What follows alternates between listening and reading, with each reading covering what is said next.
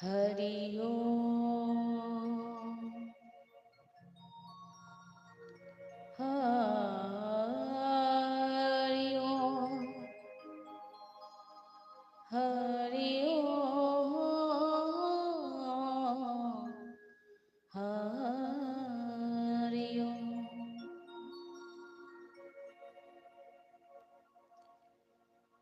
गजाननं भूतगणादिसेवितं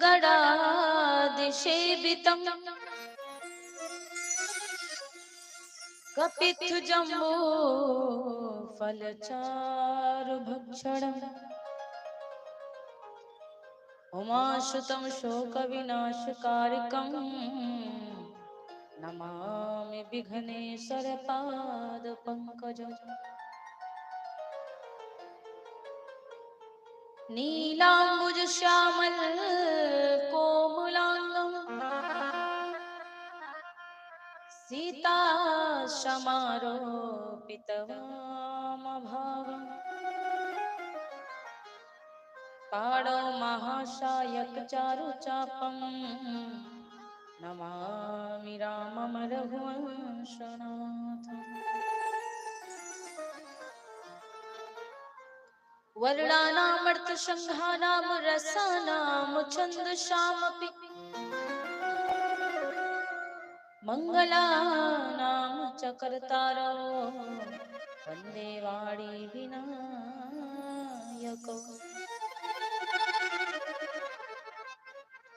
भवानी शङ्करौ वन्दे श्रद्धा विश्वासरूपिणौ याभ्यां विना पश्यन्ति सिद्धाश्वन्तस्त्वमीश्वरम्।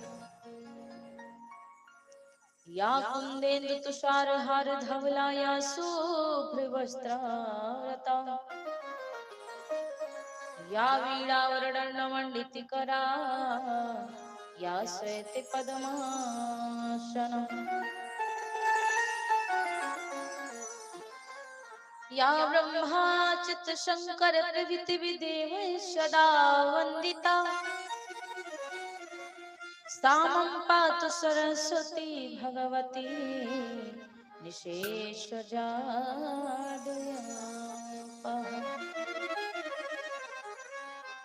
अतुलितबलधामं हेमशैलाभदेहं धनुजवनकृशानं ज्ञानिनामग्रगण्यं सकलगुणनिधानं वारणानामधीशं रघुपतिप्रियभक्तं मातुजातं नमामि।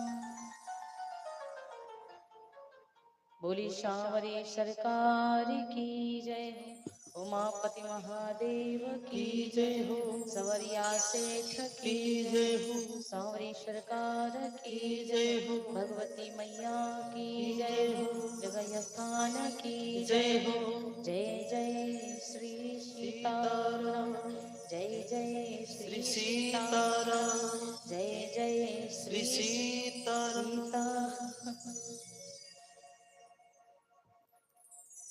बोली सांवरी सरकार की।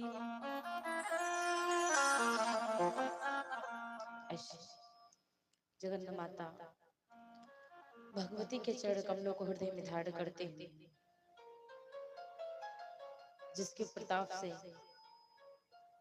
वाड़ी में गद्य और पद्म नृत्य क्या करते हैं, लक्ष्मी उस ध्यान करने वाले के हाथों पर सदैव खिला करती है और समस्त सिद्धियां या मुक्तियां उसके द्वार पर खड़ी रहती हैं। ऐसी जगन्नाथ माता भगवती के चरण कमलों में प्रणाम करते हुए सरस्वती मैया जी को हृदय में धारण करते हुए गुरु भगवान जी को प्रणाम करते हुए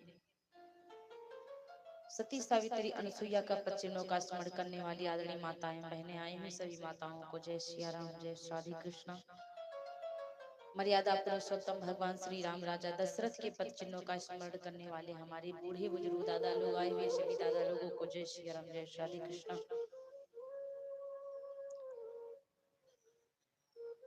आप सभी भक्तों को व्यासपीठ की तरफ से बहुत बहुत धन्यवाद कि आप सब भक्त भगवान के दरबार में आए हैं भगवान की पावन गाथा को श्रवण करने के लिए, क्योंकि कलयुग में अपना समय हम कहीं भी दे दें, हमारा समय जोड़ा नहीं जाता है। या तो फिर हम पुण्य कार्य करें तो वो समय हमारा जोड़ा जाता है, और या तो फिर हम भगवान की कथा में जाएं, भगवान की कथा को श्रवण करें, वो समय हमारा जोड़ा जाता है। तो आप सभी भक्त भगवान के दरबार में आए हैं, बहुत बहुत धन्यवाद सभी भक्तों को। राधे राधे। आज भगवान की कथा का दूसरा दिवस है, द्वितीय दिवस है। द्वितीय दिवस की बड़ी सुंदर बेला प्रारंभ हो चुकी है। तो आइए इस जिह्वा से भगवान जी का पावन नाम लेते हैं पहले, तदुपरांत फिर जय श्री प्रभु की इच्छा। हमारे साथ में सभी भक्त गाएंगे।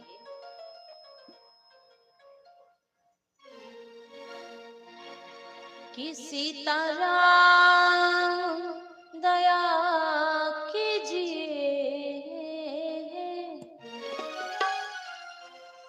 राधा श्याम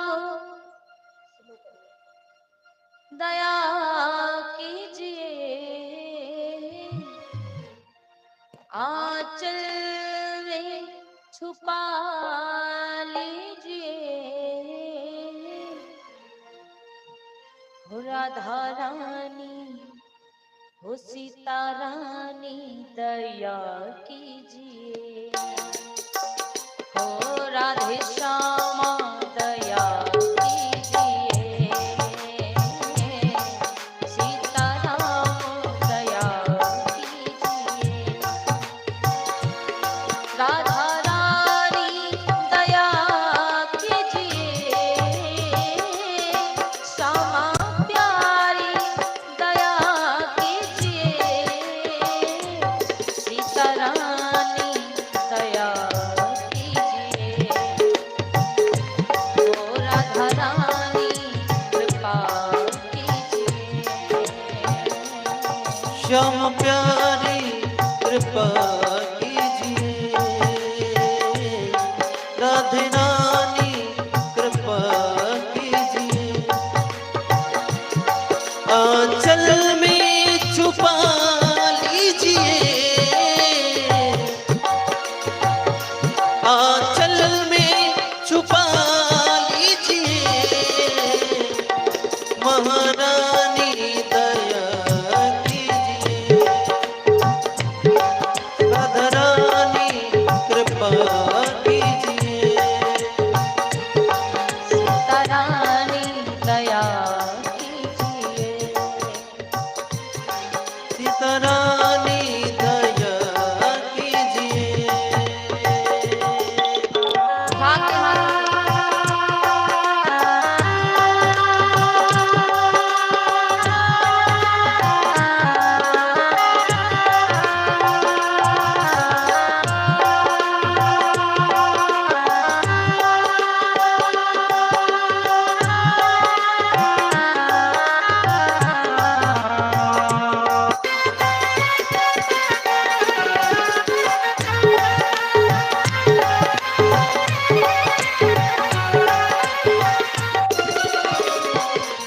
पलकों के सिंहासन पे मैंने तुमको बिठाया है, पलकों के सिंहासन पे मैंने तुमको बिठाया है, इस मन के ही भीतर बरसाना बनाया है, पलकों के सिंहासन पे मैंने तुमको बिठाया है, दिल के अंदर ही बरसाना बनाया है, इसमें आकर रहा कीजिए, इसमें आकर रहा कीजिए, हो सीता रानी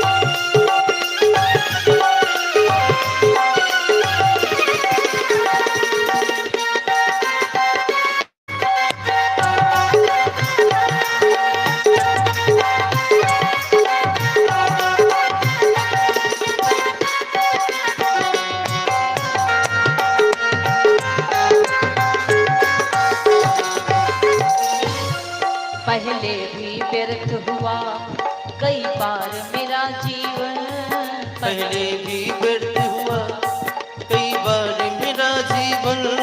मैं छोड़ नहीं पाया मोह माया के बंधन, पहले भी व्यर्थ हुआ कई बार मेरा जीवन। मैं छोड़ नहीं पाया मोह माया के बंधन। अब की बार बचा लीजिए, अब की बार बचा लीजिए, अब की बार बचा लीजिए, ओ महारानी दया कीजिए, महारानी कृपा कीजिए, राधा रानी दया कीजिए, राधा रानी दया कीजिए, महारानी दया कीजिए, राधा रानी कृपा कीजिए, राधा रानी दया कीजिए।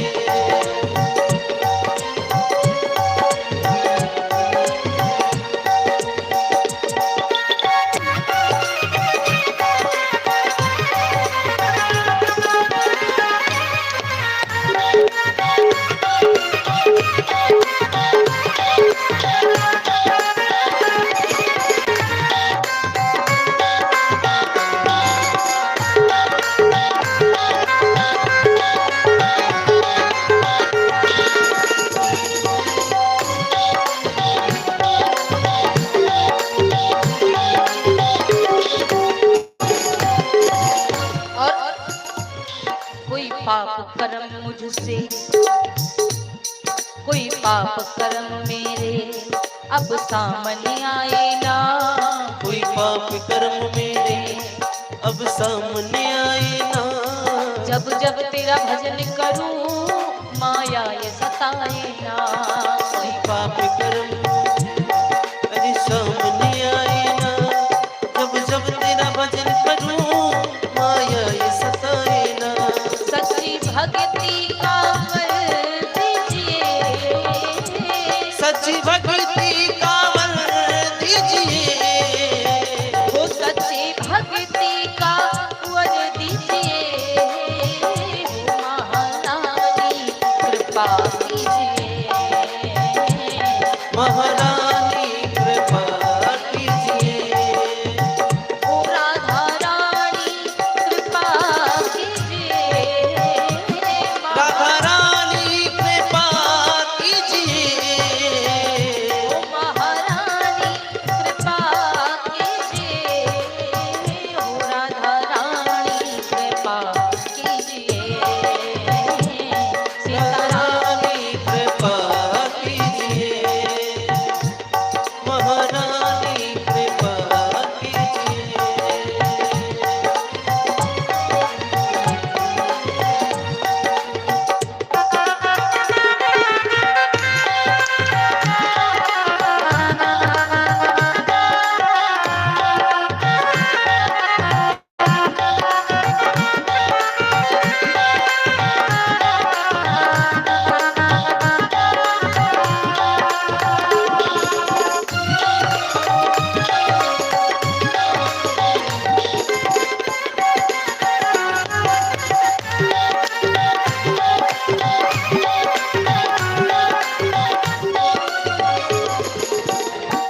और प्रभु सरकार, हे राधा रानी सरकार, हरिदास तो पगली है जगती है रातों को, दास तो पगली है जगती है रातों को। तुम दिल पर मत लेना पगली की बातों को, दास तो पगली है जगती है रातों को। दिल पर मत लेना पगली की बातों को, जो भी मन में है वो कीजिए, जो भी मन में है वो कीजिए,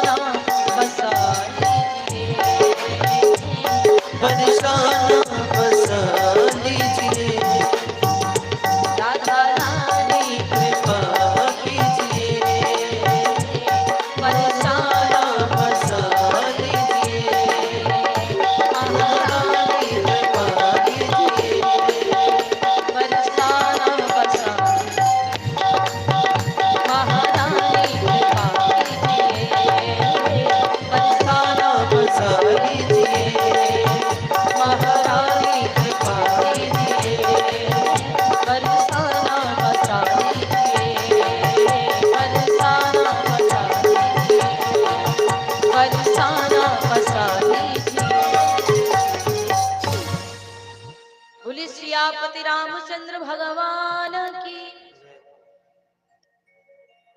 सीता मैया की की जय हो, जानकी जो महारानी की जय जय, हो, समरिया सेठ की जय जय, हो, जय जय श्री सीताराम।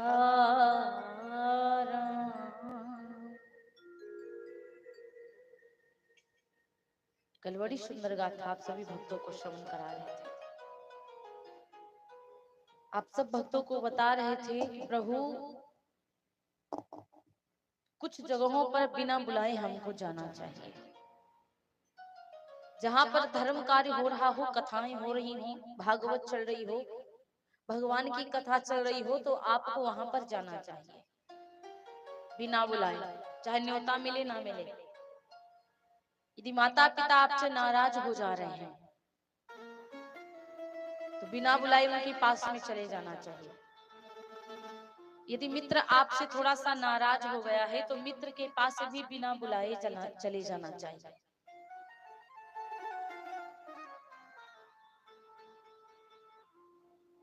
गुरु भगवान यदि आपसे नाराज हो जाएं तो गुरु भगवान के पास में बिना बुलाए जाना चाहिए। भगवान भोले बाबा को हमेशा से सत्य ही पसंद है, सत्य के अलावा भगवान भोले बाबा को झूठ नहीं पसंद है। महादेव से जो झूठ बोलता है महादेव उसको कभी माफ नहीं करते। भगवान की कथा में आइए तो फिर झूठ नहीं बोलना चाहिए। भगवान की कथा में बैठ करके यहाँ से जाइए तो फिर झूठ नहीं बोलना चाहिए। हाँ, झूठ कब बोलना चाहिए? बोलना चाहिए झूठ, लेकिन कब चाहिए बोलना? यदि गाय के पीछे कसाई रपटा रहा है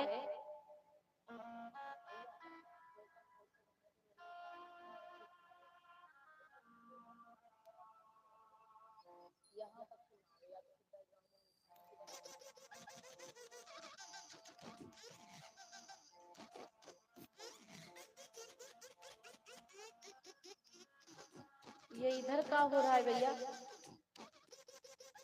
यहीं पे हो रहा है कि ओ अच्छा ये फोन बज रहा है, इसको साइलेंट पे लगाइए। पुलिस सांवरी सरकार की जय हो। यदि गैया मैया के पीछे कसाई रपटा रहा है, भाग रहा है उसको मारने के लिए, तो आपसे यदि कसाई पूछे कि महाराज गाय किधर गई, तो आप झूठ बोल सकते हैं कि हाँ महाराज इधर को गई थी। आप झूठ बोल दीजिए उधर गई है। यदि किसी के प्राण बचाना है तो आप झूठ बोल सकते हैं। प्राण बचाने के लिए झूठ बोला जा सकता है,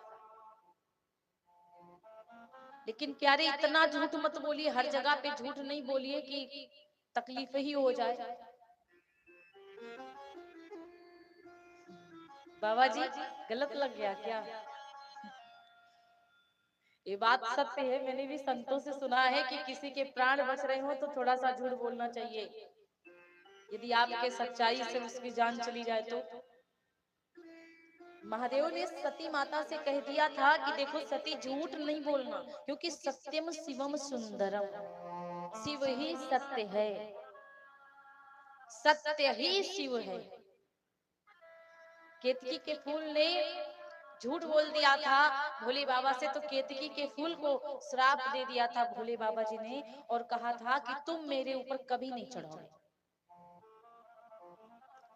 गाय माता ने भोले बाबा से झूठ बोल दिया था तो गैया मैया को भी श्राप दे दिया भगवान ने कि तुमने जिस मुख से झूठ बोला है तुम्हारे सारे शरीर में पूरे अंगों की पूजा होगी, लेकिन तुम्हारे मुख की कभी पूजा नहीं करी जाएगी। गौमूत्र की भी पूजा होती है, गैया का गोबर गोबर की भी पूजा होती। जब गौरी बनाते हो आप लोग, गैया के हर अंगों में भगवान है, हर अंगों में देवी विराजमान है। पूछ के पास में गैया माता के पूछ के पास में जगन माता का पार्वती मैया विराजमान। लेकिन हाँ, क्योंकि झूठ बोल दिया तभी तो महाराज नाराज हो गए, श्राप दे दिया कि पूरे अंगन की पूजा होगी लेकिन मुख की पूजा नहीं होगी। दूसरी बात एक और, अच्छा बाबा ने श्राप क्यों दिया? क्योंकि कहते हैं कि शिवलिंग को भगवान भोले बाबा ने प्रकट किया था। शिवलिंग प्रकट हुई तो थोड़े से कम करिए भैया, नहीं आ रही है।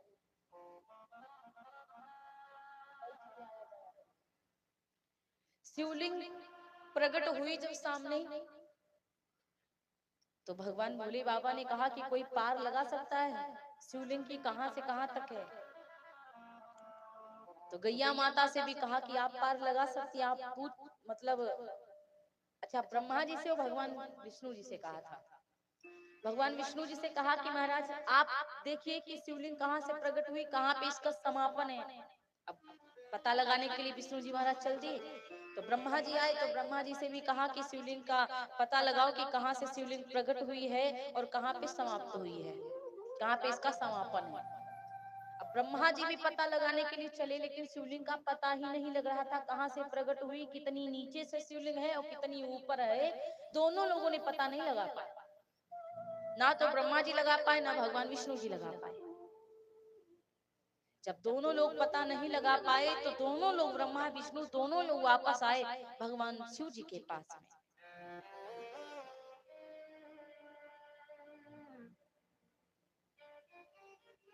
तो शिव जी के पास में आए तो शिव जी ने पूछ लिया, भोले बाबा ने पूछ लिया कि आप लोगों ने शिवलिंग का पता लगाया कि नहीं लगाया। तो ब्रह्मा जी विचार कर रहे हैं कि मैं पता तो लगा नहीं पाया हूँ, लेकिन क्या करूं, कुछ बताऊं, क्या सच बताऊं या झूठ बोल दूं। अच्छा ब्रह्मा जी के मन में विचार आया कि झूठ बोल दो, झूठ बोलने में फायदा है। तो आज भोले बाबा से ब्रह्मा जी ने झूठ बोल दिया। ब्रह्मा जी ने कहा कि मैंने शिवलिंग का पता लगा लिया है कि कहाँ से प्रकट हुई है और कहाँ पर समाप्त हुई है। तब भगवान विष्णु से पूछा गया, भोले बाबा ने पूछा, बाबा ने कहा कि महाराज आप पता लगा के आए। तो भगवान विष्णु जी हाथों को जोड़ दिए, कहने लगे महाराज हम तो पता ही नहीं लगा पाए, हमको पता ही नहीं चला कि शिवलिंग कहाँ से प्रकट हुई है, कहाँ पे शिवलिंग का समापन है।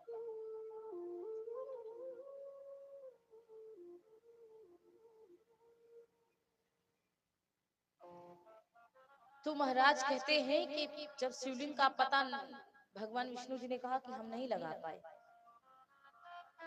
और जब बोले कि हम नहीं लगा पाए तो क्या हुआ कि उन्होंने तो सत्य कह दिया, तभी से इनका नाम भोले बाबा ने सत्यनारायण रख दिया।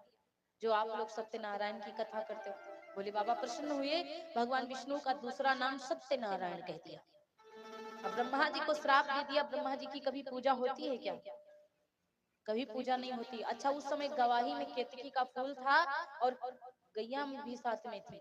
गवाही में गैया मैया ने भी झूठ बोल दिया कि ब्रह्मा जी पता लगा लिया, तभी इनको भी श्राप दे दिया। भोले बाबा ने केतकी के फूल से पूछा कि आप बताओ सच है कि झूठ है, तो केतकी के फूल ने भी झूठ बोल दिया कि ब्रह्मा जी पता लगा लिए। इसीलिए ब्रह्मा जी के साथ साथ ये भी धस गए बीच में, इनको भी श्राप दे दिया। तो सत्य ही शिव है, शिव ही सुंदर है।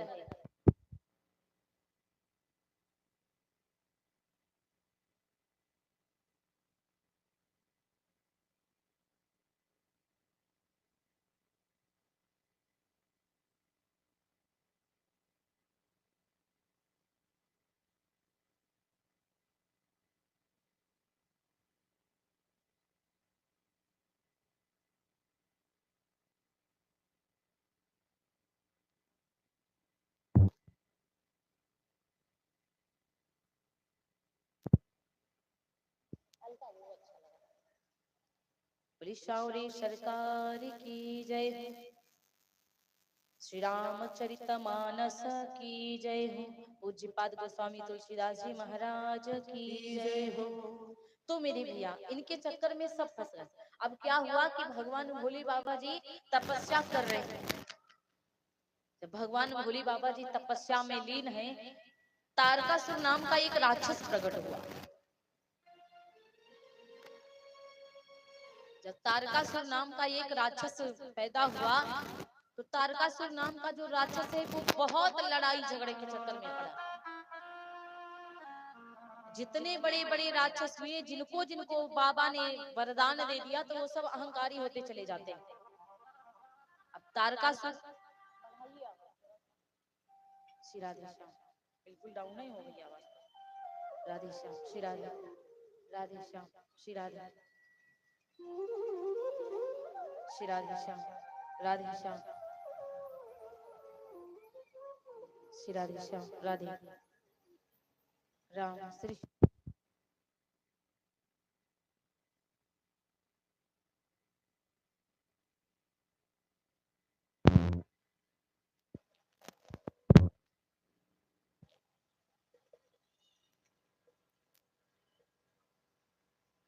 श्री राधे राधे श्याम, राधे राम श्री सीताराम। बोली श्यावरी सरकार की जय हो, उमापति महादेव की जय हो। एक बार जनरेटर चला दीजिए तो दोबारा बंद मत करिए। पूरा मीटिंग यही में निकल जाएगा। लाइट आएगी जाएगी, दिन में लाइट रुकती नहीं है। बोली उमापति महादेव की जय हो। तो तारकासुर नाम का जब राक्षस जन्म लेता है, तो तारकासुर नाम का जो राक्षस है वो बहुत देवताओं को परेशान कर रहा है।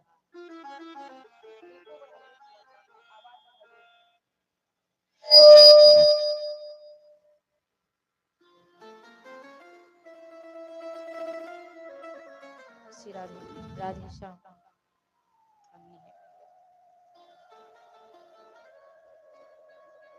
सारे देवता इतना परेशान हो गए तारकासुर से, भगवान विष्णु जी के पास में पहुंचे। और जब भगवान विष्णु जी के पास में जाकर पहुंचते हैं तो भगवान विष्णु से कहते हैं, प्रभु कुछ सहायता करिए, रक्षा करिए। तारकासुर नाम का जो राक्षस है वो बहुत परेशान कर रहा है सबको। भगवान विष्णु जी ने कहा कि यदि कोई तारकासुर को मार सकता है तो वो भगवान भोले बाबा के पुत्र ही मार सकते हैं। भगवान भोले बाबा के पुत्र जिनका नाम होगा कार्तिकेय जी महाराज, तारकासुर का वध वही कर सकते, बाकी उनके अलावा कोई कर नहीं सकता। सारे देवताओं ने कहा महाराज ये तो मैं मानता हूँ कि उसका वध भगवान भोले बाबा के पुत्र कर सकते, लेकिन भोले बाबा का विवाह नहीं होगा तो कौन करेगा? कहाँ से इनका बेटा आएगा भाई? शादी भी तो होनी चाहिए प्रभु की। सारे देवता भगवान भोले बाबा के पास पहुंचे। अच्छा भोले बाबा जब से सती मैया भगवान भोले बाबा का ठिकाना छोड़ी है ना, तब से भोले बाबा तो डमरू बजाना, हंसना, मुस्कुराना भूल ही गए। तब से तो ना भोले बाबा डमरू बजाते हैं, ना हंसते हैं, ना बोलते हैं, कुछ भी नहीं। मतलब इतना परेशान है भोले बाबा की तपस्या में ही बैठे हुए हैं, केवल तप कर रहे हैं। कहते हैं कि जब से सती ने छोड़ा शिव का ठिकाना, भूल गए भोले बाबा डमरू बजाना। जब से सती ने छोड़ा शिव का ठिकाना, भूल गए भोले बाबा डमरू बजाना।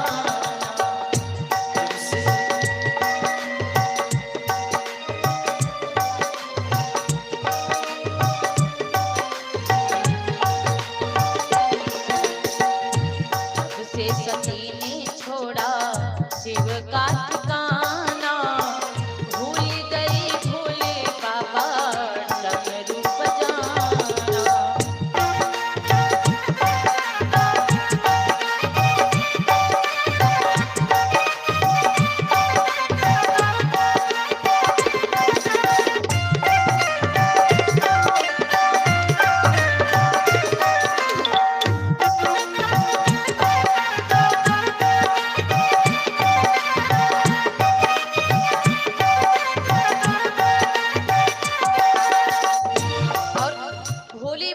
लाखों बार समझाया था सती जी को।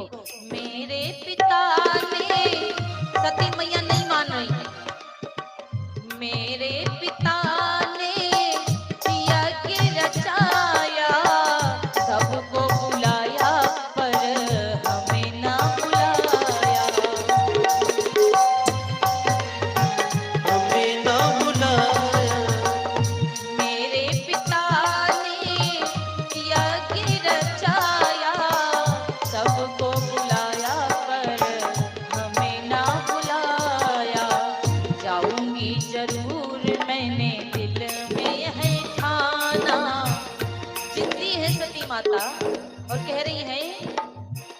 जाऊंगी जरूर मैंने दिल में है ठाना, भूल गए भोले बाबा डमरू बजाना।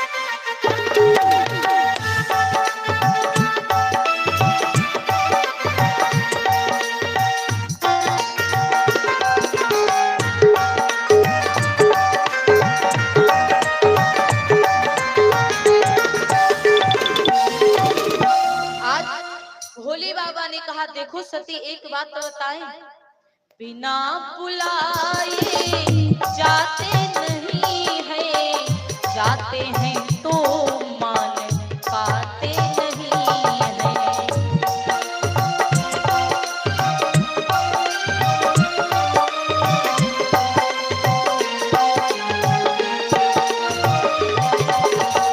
बिना बुलाए जाते नहीं है, जाते हैं तो मान पाते नहीं है।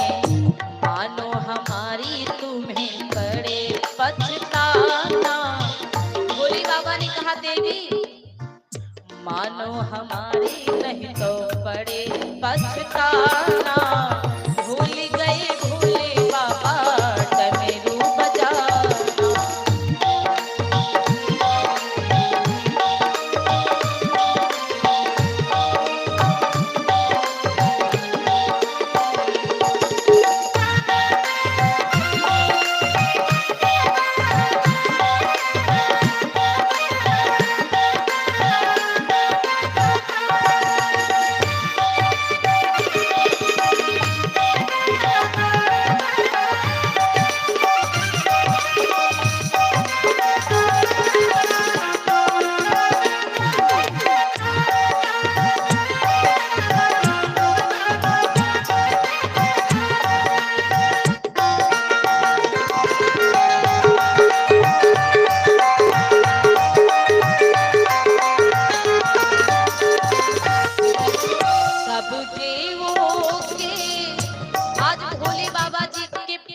कहने पर भी सती मैया नहीं मानी।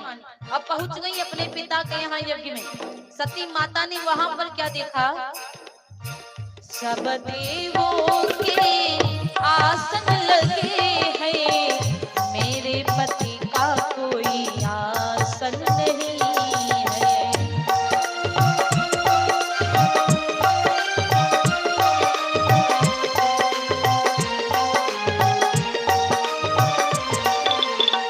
सब देवों के आसन लगे हैं, मेरे पति का कोई आसन नहीं है। जल के मरूंगी मैंने दिल में है ठाना। सती माता ने क्रोध में आकर के कहा, जल के मरूंगी मैंने दिल में है ठाना, भूल गए भोले बाबा डमरू बजाना। से सती ने छोड़ा शिव का ठिकाना, भूल गए भोले बाबा डमरू बजाना।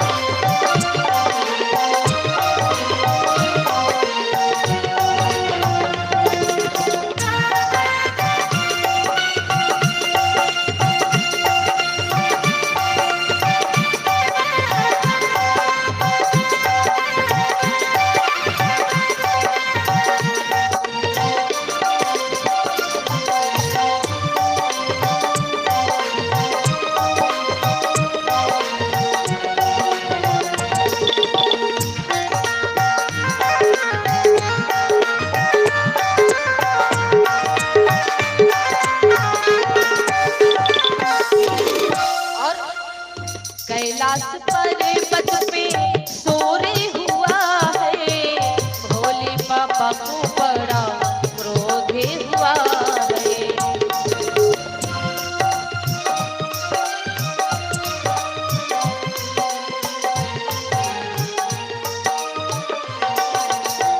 आज सती मैया ने जब अपने शरीर को योग अग्नि में जलाया, कैलाश पर्वत पर सोरे हुआ है, भोले बाबा को बड़ा क्रोध हुआ है।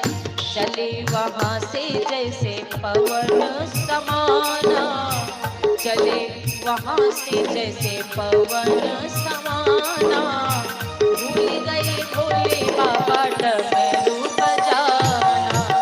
चले वहां से जैसे पवन समाना, भूल गए भोले बाबा डमरू बजाना।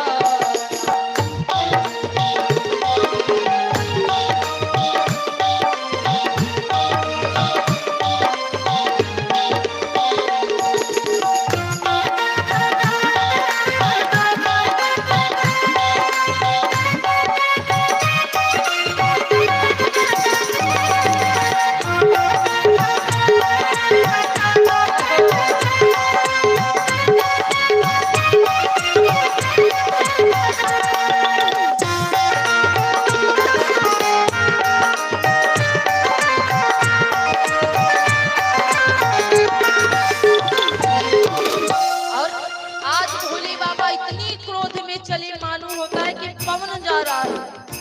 जहाँ जहाँ सती के अंग गिरे हैं, वहाँ वहाँ सुंदर भवन बने हैं।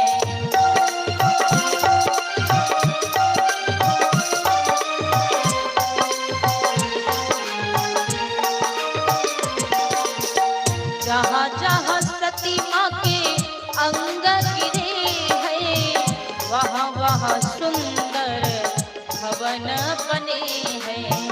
चरणों में झुकता है सारा जमाना, चरणों में झुकता है सारा जमाना, भूल गए भोले बाबा डमरू बजाना।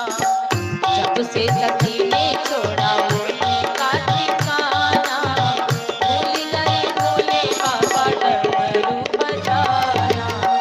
जब से सती ने छोड़ा उनका ठिकाना, भूल गए भोले बाबा डमरू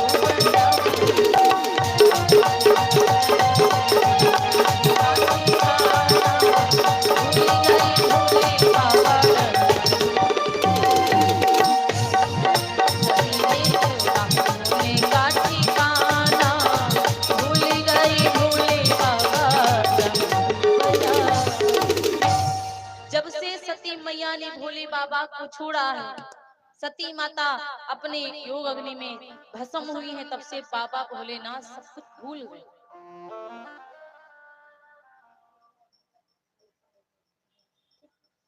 बोले उमापति महादेव की जय।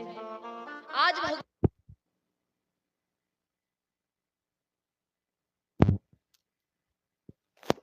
इनको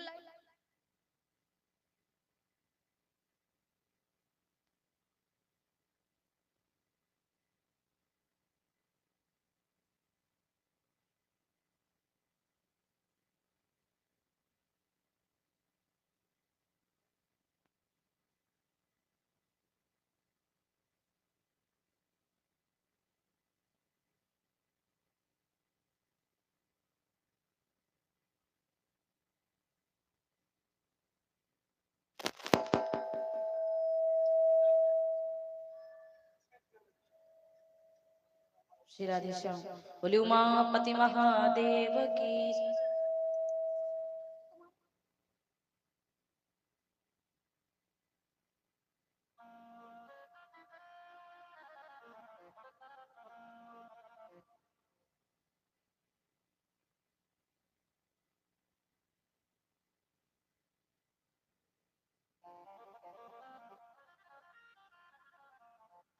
बोले उमापति महादेव की जय।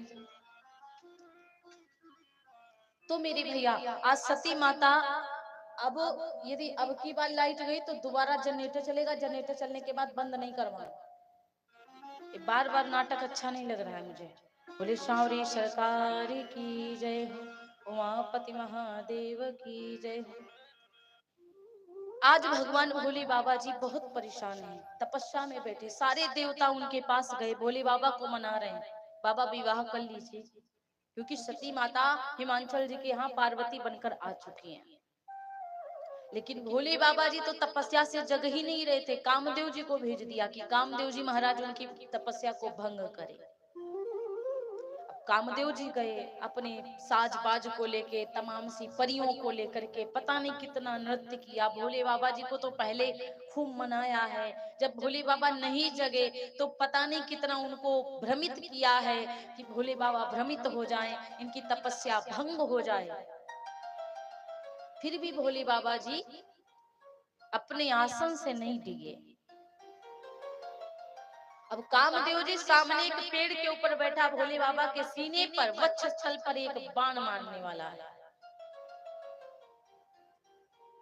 जब कामदेव वक्षस्थल पर एक बाण मारने वाला है तो भोले बाबा जी की आंखें खुल गईं।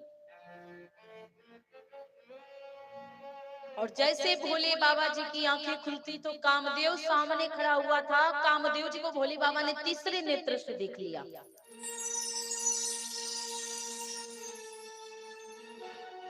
जब भोले बाबा जी ने तीसरे नेत्र से कामदेव जी को देख लिया तो कामदेव जी भस्म हो गए। कामदेव जी की पत्नी आई जिनका नाम है रति। अब रति बड़ी परेशान है, बाबा मेरे पति को आपने भस्म कर दिया, मैं कैसे रहूंगी।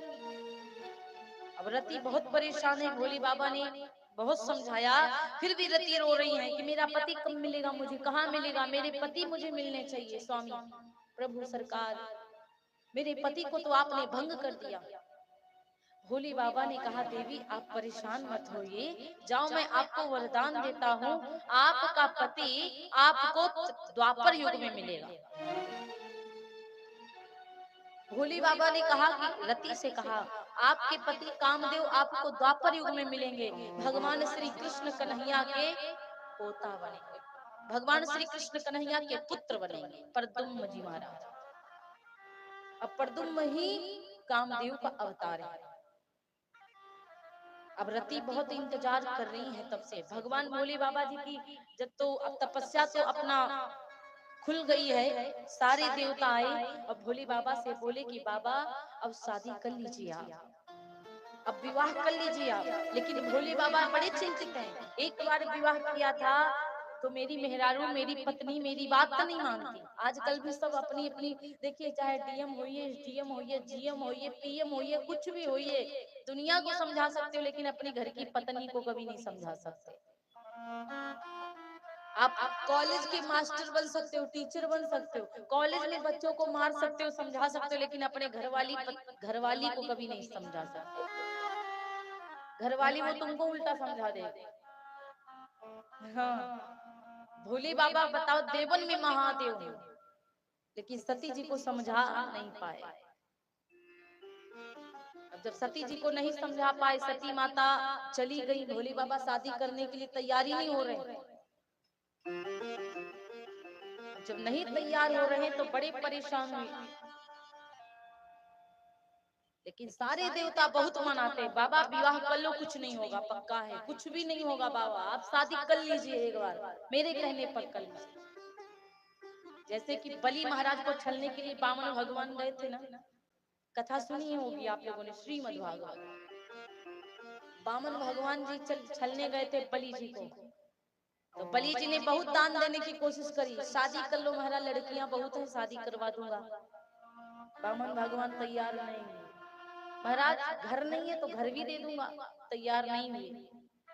वामन भगवान ने कहा ये बताओ शादी करवा दोगे, घर दे दोगे, शादी हो जाएगी, दुल्हन आएगी, बच्चे हो जाएंगे, और बच्चे फिर कहाँ पढ़ने जाएंगे। तो बलि महाराज ने कहा हिरण्यकश्यप विश्वविद्यालय में पढ़ने जाएंगे।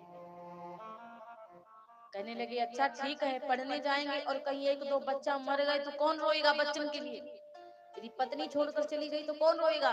तो बलि महाराज ने कहा प्रभु परमात्मा सरकार आप रोएंगे, अब किराए पर थोड़ी ना रोने वाली लेके आएंगे।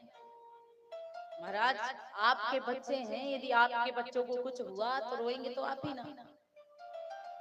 तो इसीलिए भोले बाबा सखर नहीं रहे, कह रहे अभी शादी कर लूं।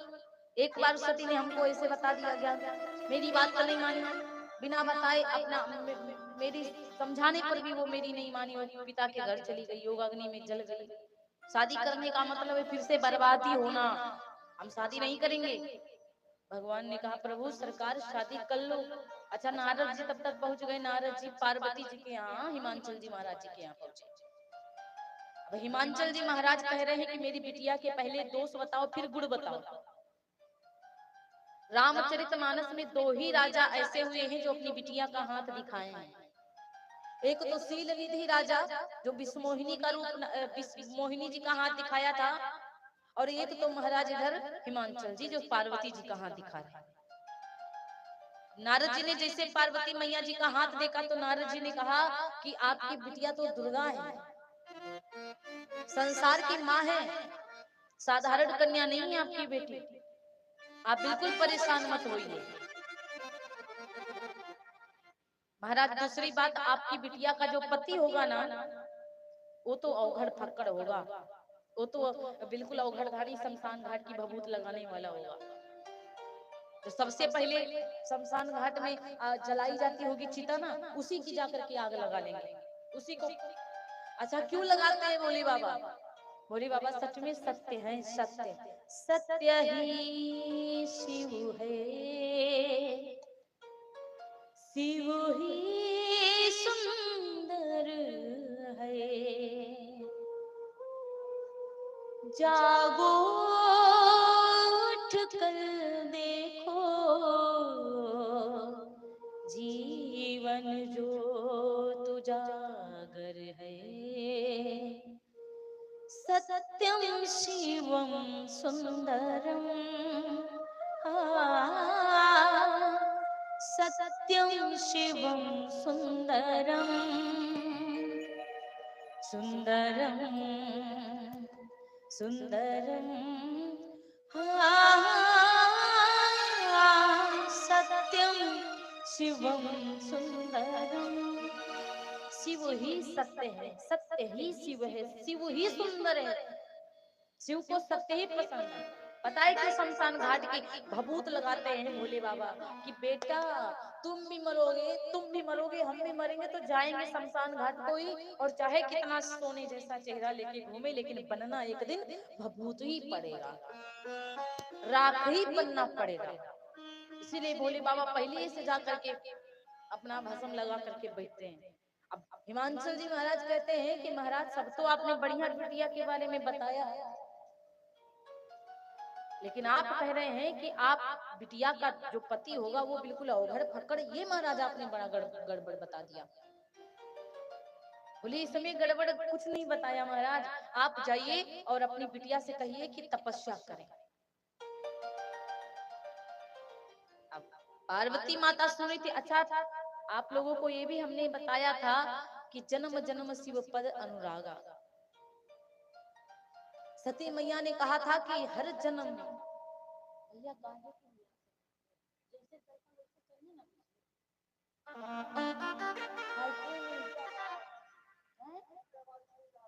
तो हम क्या करें, यहाँ का तो सिस्टम सही रखिए मेरे लाल, गांव में हारन और बढ़ा दीजिए ना, और यहाँ का डिस्टर्ब कर देते हैं। बोली सावरे सरकार की, बोले उमापति महादेव की। अब पिछली बार हमसे इनसे हरदम लड़ाई हुआ करती थी, अब की बार हम जान गए तो शांति का परिचय बनाए, अब की बार हम लड़ नहीं रहे। बोले सावरे सरकार की। और ठीक है ऐसे तो लड़ लेना चाहिए, क्यों दादाजी?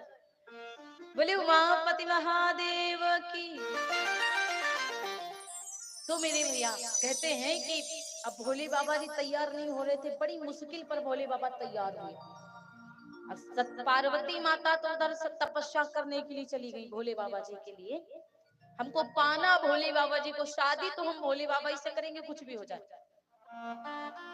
पार्वती मैया तो उधर तपस्या कर रही है, भोले बाबा बहुत कहने सुनने पर सब देवताओं की बात मान भी गए, तो उन्होंने सप्तर्षियों को भेज दिया।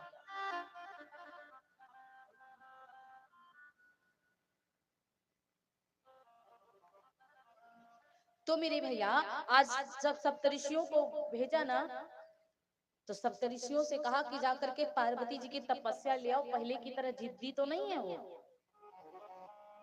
पहले तपस्या तो लीजिए। पहले देखिए, जिस लोहा को आप ठोकोगे नहीं, जिसपे मार नहीं पड़ेगी, वो लोहा सुंदर दरवाजा कैसे बन सकता है?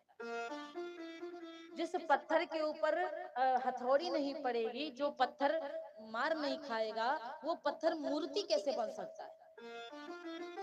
जिस बच्चे की परीक्षा नहीं होगी, वो बच्चा डीएम, एसडीएम, जीएम, डीआईजी कैसे बन सकता है? और जिस भक्त की परीक्षा ना हो, फिर वो असली भक्त कैसा बन सकता है? परीक्षा तो हर कार्य में होती है भैया। बहुत लोग तो आते हैं, कथा में बैठ ही नहीं पाते हैं, अपना कुछ मतलब एक दो दिन तो उनको बड़ा डिस्टर्ब होता है। और किसी किसी दिन भगवान इतनी परीक्षा लेता है कि वो उसकी रीढ़ ही दर्द होने लगती है कि आज हमारी रीढ़ ही काम नहीं कर रही है। महाराज जब भूल जाओगे ना, तो रीढ़ दर्द होना बंद हो जाएगा। यदि मन को जीतना है तो आसन को जीतिए, समझ रहे? और यदि आप रीढ़े में लगाए ध्यान की हमारी रीढ़े नहीं सही हो रही, बार बार ऐसे खटर पटर करने, तो समझ लो कि आपका मन भटकता ही रहेगा। यदि आसन को जीत गए तो कथा बढ़िया से सुनोगे महाराज। यदि आसन नहीं जीत पा रहे हो तो फिर सब दर्द ही दर्द होगा।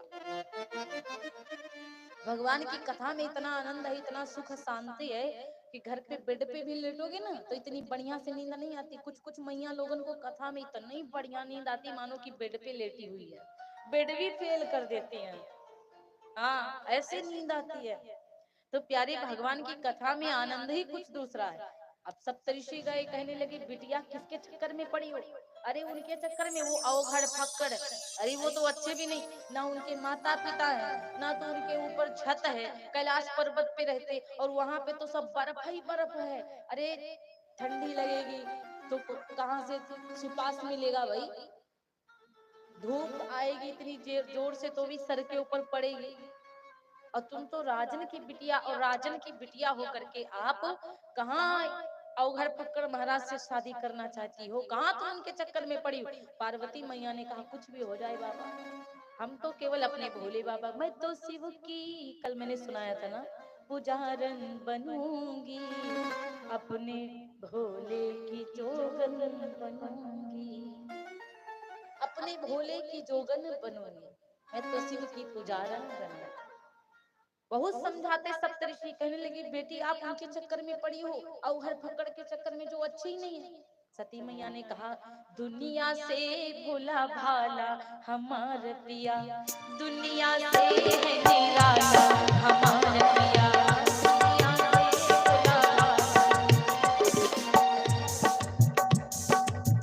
दुनिया से भोला भाला हमार पिया, दुनिया से भोला भाला हमार पिया, सारे सारे सारे जग से निराला हमार पिया, वो है डमरू वाला हमार पिया, वो है डमरू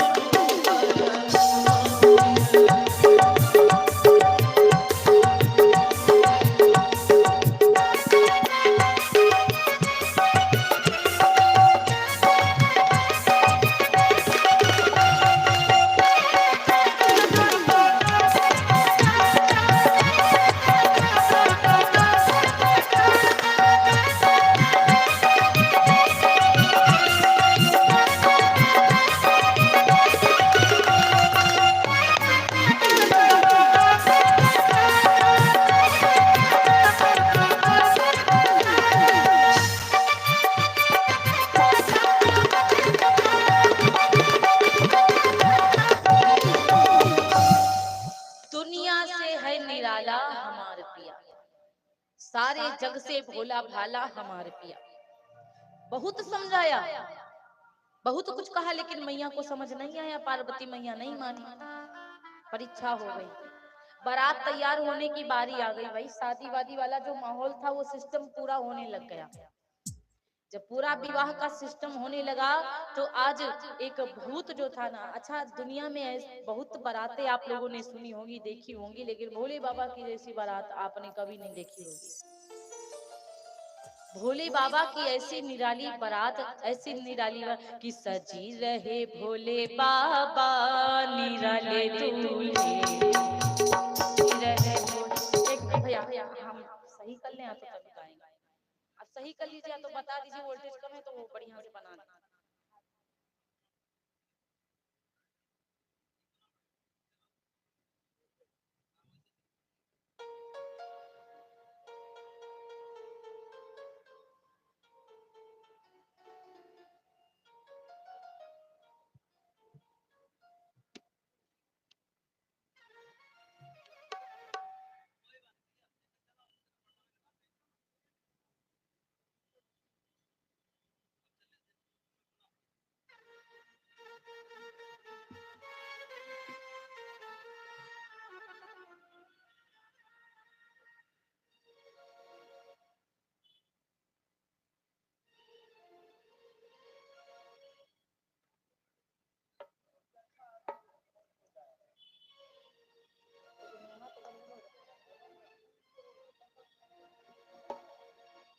सजी रहे भोले बाबा निराले दूल्हे, सजी रहे भोले बाबा निराले दूल्हे।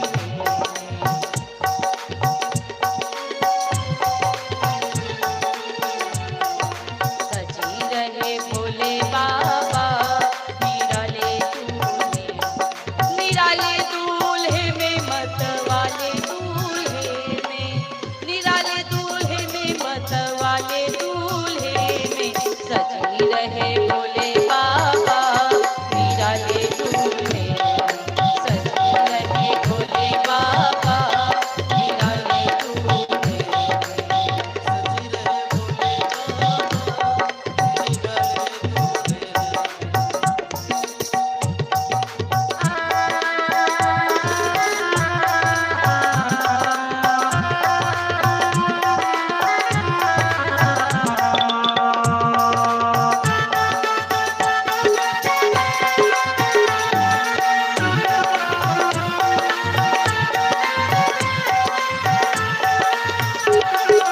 निराले दूल्हे में मत वाले दूल्हे में, निराले दूल्हे में मत, निराले दूल्हे में मत वाले दूल्हे में सजी रहे भोले बाबा निराले दूल्हे में, सजी रहे भोले बाबा निराले दूल्हे।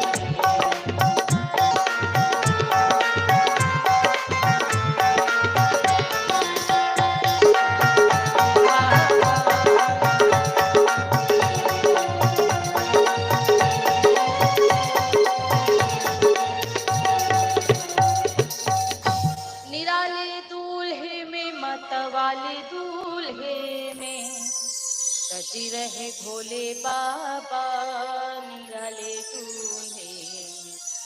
आज भगवान भोले बाबा निराले दूल्हे मतलब निराला, दुनिया से निराला, ऐसे भगवान भोले बाबा सजने लगे।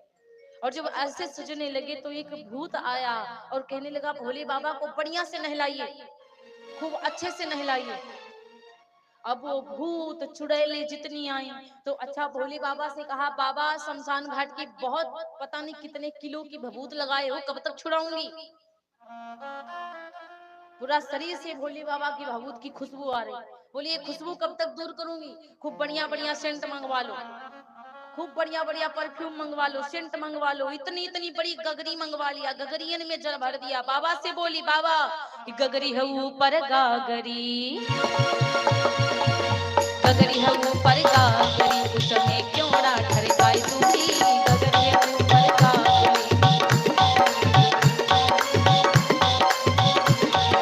गगरी ऊपर गागरी, उसमें क्यों ना ठरकाई दूंगी, गगरी है ऊपर गागरी।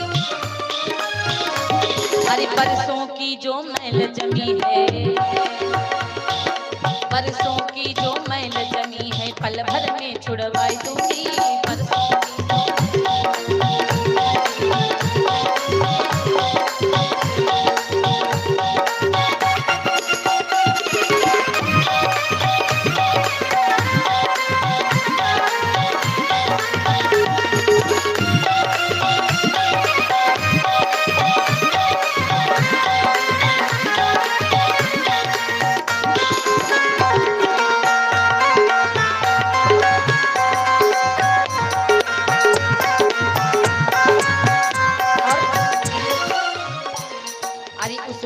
भी ना काम चला तो गंगा को हुसकाई दूंगी, उस पर भी ना काम चला तो गंगा को हुसकाई दूंगी। अरे जल्ला कर गंगोत्री का, जल्ला कर गंगोत्री का, उसमें मैं क्यों ना ढरकाई दूंगी। जल्ला कर गंगोत्री का,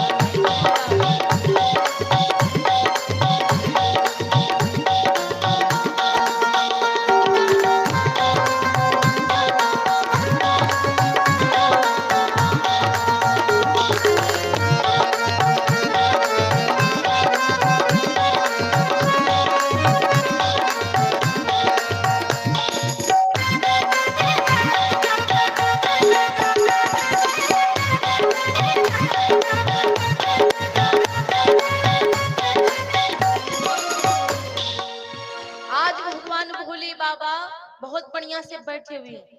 माताएं स्नान करवा रही, चुड़ैले जो है, भूतनी जो है, वो सारी स्नान करवा रही।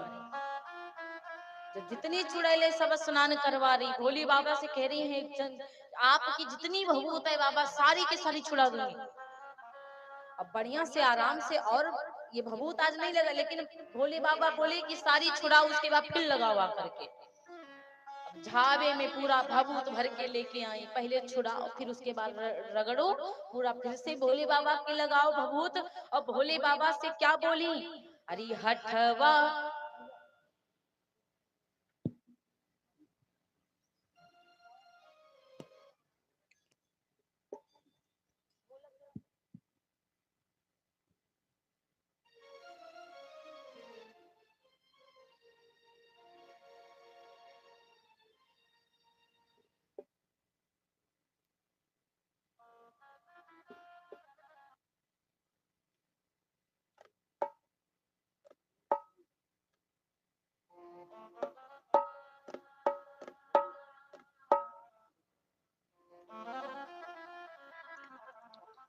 आज सारी चुड़ैले भूतनी कहने लगी, हठवा भभूति नहलावा खूब मलमल, अरे देहिया का कोमल करी देव मोरी बहिनी, देहिया का कोमल करी देव मोरी बहिनी।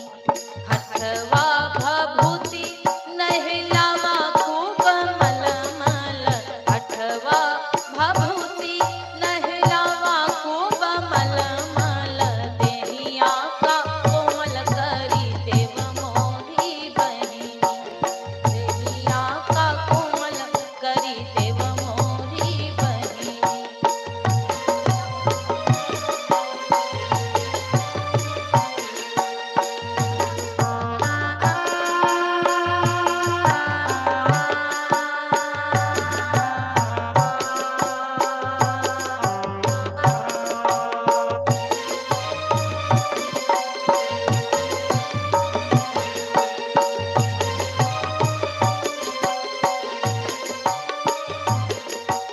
देहिया चंदन के उबटन लगावा मोरी बहिनी, चंदन के उबटन लगावा मोरी बहिनी, अंगवा का कंचन करी देव मोरी बहिनी, अंगवा का कंचन करी देव मोरी बहिनी। भोले बाबा से कह रही है, भोले बाबा आप चुपचाप बैठ रही, बस हमको सजाने दीजिए। बहुत बढ़िया से भोले बाबा जी को सजाया। आज सुख आया, शनिचर आया, भगवान भोले बाबा को सजाता है। लोग कहते हैं कि जब आजकल के लोग कहते हैं कि बाबा नंदी को भी साथ लेके गए, वो भी बूढ़ा नंदी, बैल लेके गए, तो बैल बूढ़ा क्यों लेकर के गए? महाराज बैल को धर्म कहा गया है। भगवान भोले बाबा जब बारात को गए थे तब भी धर्म को लेकर साथ में गए थे। बैल है धर्म, धर्म को साथ में लेकर के गए। आजकल के लोग धर्म घर पे छोड़ के जाते, बारात में केवल अकेले जाते हैं, उनके साथ धर्म नहीं जाता। अरे उस बेटी के पिता से पूछो जो पिता पूरी जिंदगी की कमाई अपनी बिटिया के विवाह में केवल एक ही दिन में खर्चा करता है। उसके बाद भी यदि दाल में नमक कम पड़ जाए तो लोग हजारन शिकायत करते, बदनामी, अरे दाल खत्म हो गई थी, अरे नमक नहीं था दाल में। अरे बनवाया भी तो क्या बनवाया, दुनियादारी सब तो बनवा दिया लेकिन दाल में नमक नहीं डलवा पाया, बताओ। अरे आप उस पिता से पूछिए, सुबह से लेकर 5 दिनों में बिल्कुल गन्नी की तरह नाच रहा है और उसको अपने सर के ऊपर पगड़ी भी रखने का मौका नहीं मिला। फटे कपड़े पहने थे तो उसको शुद्ध के कपड़े पहनने का मौका नहीं मिला। और आप लोग कहते हैं, हम लोग कहते हैं, अरे डलवाया भी तो क्या, दुनिया में सब कुछ करवा लिया है, सब रसगुल्ला बनवा दिया लेकिन सब्जी में नमक नहीं डलवा पाया। जो जलने वाले लोग हैं, जो दुष्ट लोग हैं, दुष्ट प्रवृत्ति के लोग हैं, वो लोग ऐसी शिकायतें करते हैं, बदनामी करते हैं। एक अगर कुछ सब्जी कम पड़ जाए तो जरूरी नहीं है कि, हो सकता है उतना कभी ना कहीं खराब भी हो गया हो, कोई लेता है।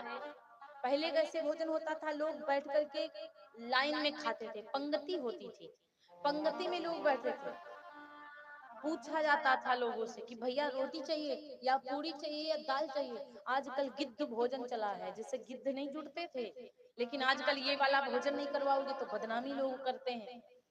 वो वाला भोजन, खड़े खड़े वाला भोजन, अब जितना पाए उतना उलच लिए, बाकी खा पाए जाना खा पाए, आजकल का ये भोजन चल रहा है। तो प्यारे कहते हैं कि जो व्यक्ति है कभी पिता को नहीं कहना चाहिए, धर्म को साथ लेकर जाना चाहिए। अब यहाँ बाराती गए, अब जनाती वाले बेचारे कुछ नहीं किए, बाराती वालों को इतना गर्मी है, गुस्सा है कि तुरंत झगड़ा कर देते हैं, मार कर देते हैं। क्या मतलब है भैया, कहीं बारात में गए हो, झगड़ा करने से क्या जरूरत। लेकिन आजकल लोग झगड़ा में ही नंबर 1 है, आगे रहते हैं, उनको झगड़ा करना आता है, बाकी उनको कुछ नहीं आता।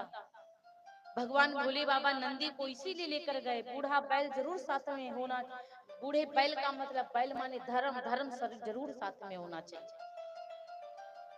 भगवान भोले बाबा की बारात जब पहुंची, सारे सूख सनीचर जो हैं, सारे भूत हैं, कोई लुढ़कता चला जा रहा है, कोई का एक बल्ब तो एक बल्ब फ्यूज, एक आंख है तो एक आंख ही नहीं, एक हाथ है तो दूसरा हाथ ही नहीं, एक के पांव तो कोई के पांव में नहीं, कोई लुढ़कता जावे तो कोई पैदल पैदल आवे, कोई गाते आवे, कोई नाचते आवे।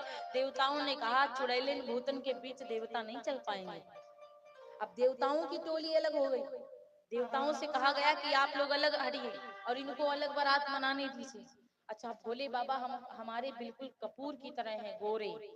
हमारे भोले बाबा तो सांवले हैं नहीं, हमारे भोले बाबा काले हैं नहीं। अब भोले बाबा रूप ऐसा बना करके गए थे, क्योंकि मैना को ही सब रूप ऐसा दिख रहा है, सारे बारातियों को ऐसा रूप दिख रहा है। अच्छा, क्यों दिख रहा है, उनको पहले से शंका है।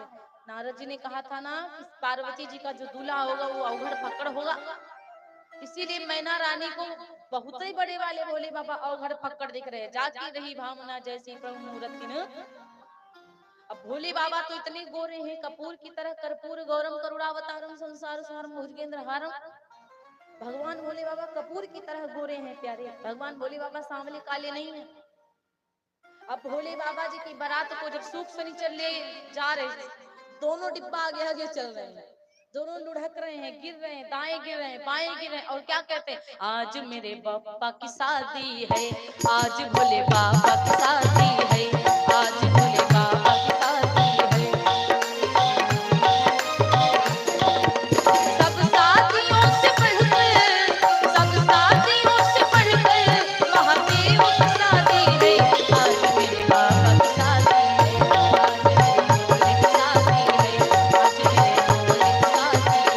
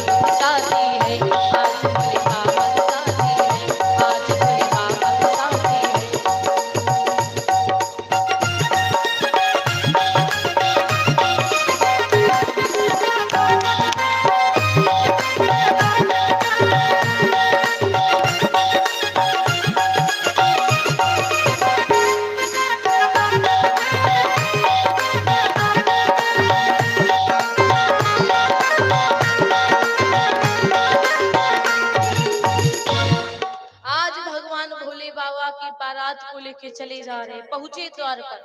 अच्छा, अगवानी करने के लिए तो अपने घर वाले जाते हैं ना, अगवानी में नाऊ ठाकुर जाते हैं, नाउन नाउन देवी जाती हैं, लेकिन उससे ज्यादा अगवानी में लड़कियां बहुत ज्यादा तेज होती। जो राजकुमारियां होती वो बहुत ही आगवानी में तेज होती, सबसे बढ़िया से सजेंगे कि दुल्हन फेल हो जाएगी आज की, तो इतना सजावट करती हैं। और महिलाएं जो होती है वो तो उससे भी ज्यादा। अब महिलाएं हो सकता थोड़ा कभी कभी कम पीछे हट जाए, लेकिन लड़कियां कभी पीछे हटने वाली नहीं है।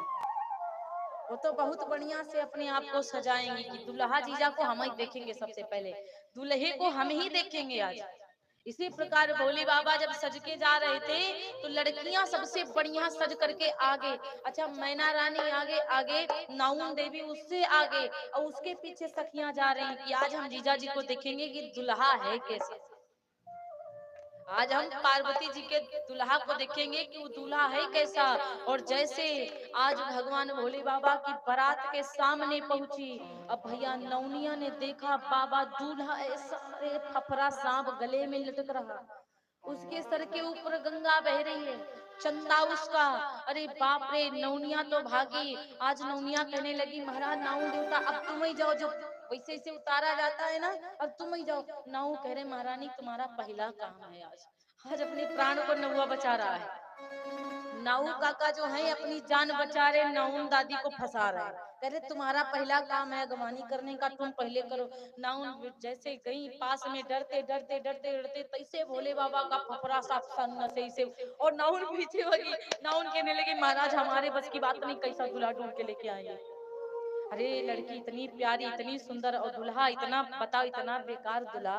अरे ऐसा कोई दुल्हा होता है? अरे जिंदगी में हम ऐसा दुल्हा नहीं देखे, ये कौन मिलकर दुल्हा आया है। मैना रानी कहने लगी बाप रे, अरे दूल्हा है, अरे नारद नारद नारद के साथ दूल्हा ढूंढ करके दिए। अरे नारद ही तो हमारी बिटिया को बोले थे जाके तपस्या करो, अरे पक्कड़ को दूल्हा बना करे, बुढ़ा को लेकर आए दूल्हा बना करके। अरे भैया जिस बुढ़ा तो बुढ़ा वो है ही, प्लस उसका बैलवा तो उससे भी ज्यादा बुढ़ा है।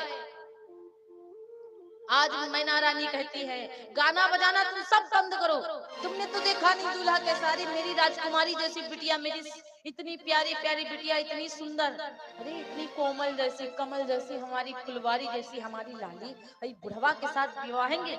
अरे बिहऊ बहना ये की बिहऊ बहना, ई बुढ़वा हम अपन पार्वती सुकुमारी, आई बुढ़ऊ के संग बिहऊ बहना, हम अपन पार्वती सुकुमारी, आई बुढ़ऊ के संग बिहऊ बहना।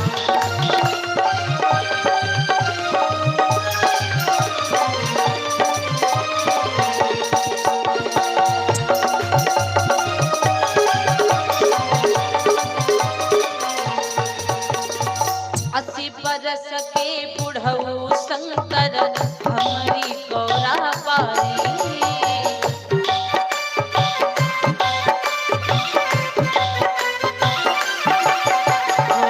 अस्सी बरस के बुढ़ऊ शंकर हमारी गौरा पारी।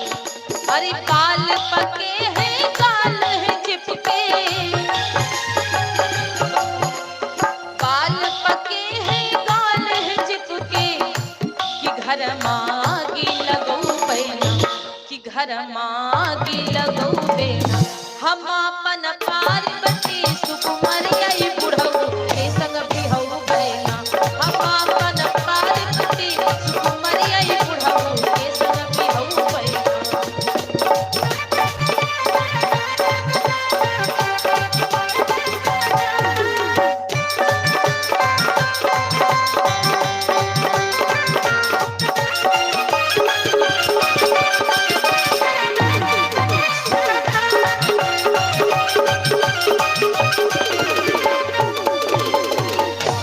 आज माता मैना ने कहा हम अपनी सुकुमारी बिटिया का विवाह बुढ़े के साथ नहीं करेंगे, मेरी बिटिया कुमारी रहेगी, रह जाने दो। अरे इससे अच्छा तो इंद्र देवता थे, अरे शादी करती मेरी बिटिया लाडली मेरी राजकुमारी, अरे पार्वती के पास पहुंची, अरे बिटिया तुम बुढ़ा के साथ शादी ना करो, इससे बढ़िया तो इंद्र देवता है। तुम्हारी शादी हम उनसे करवा देंगे, लेकिन तुम इनके साथ शादी ना करो। आज बड़ी परेशान है।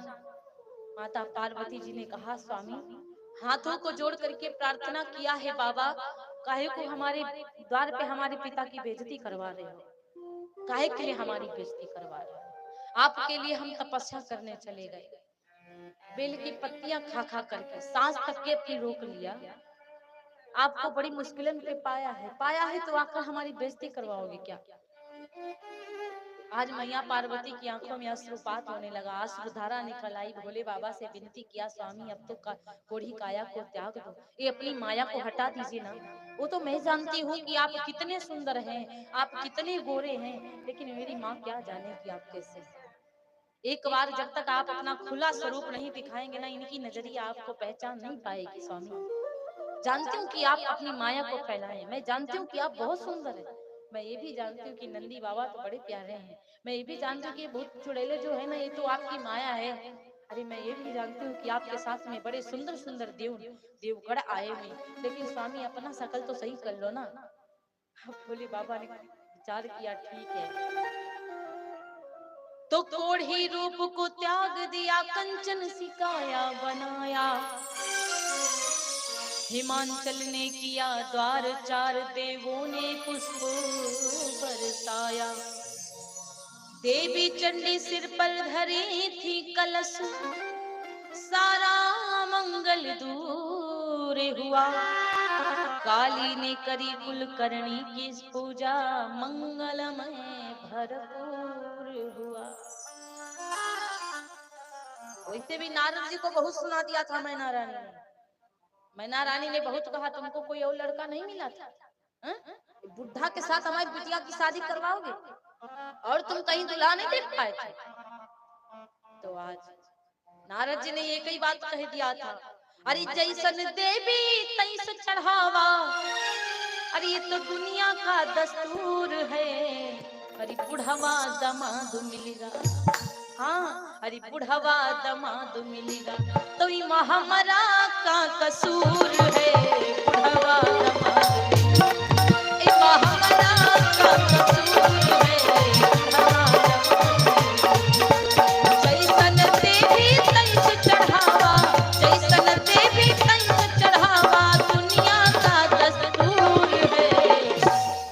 अरे बुढ़वा दमाद मिलेगा, बुढ़वा दमाद मिलेगा, तो ये महामना का कसूर है। महामना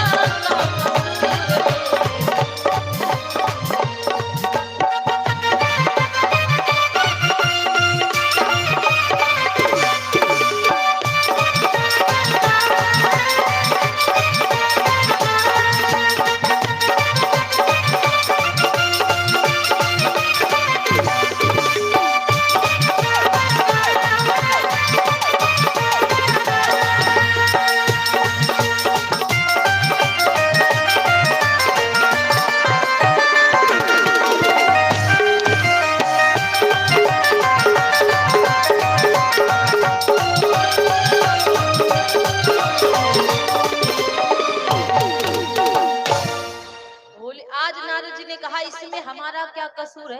ये तो दुनिया का दस्तूर है, बुढ़वा दामाद मिल गए, इसमें हमारा क्या कसूर बा? हाँ? आप जैसन देवी तैस चढ़ा, तो दुनिया का दस्तूर है भाई। मैना रानी को कहा, बुढ़वा के संग तो विवाहेंगे नहीं, हमारी बिटिया इतनी सुंदर, भाई बुढ़वा के संग विवाहेंगे का? हम अपनी बिटिया का शादी इस बुढ़ा के साथ नहीं करूंगी।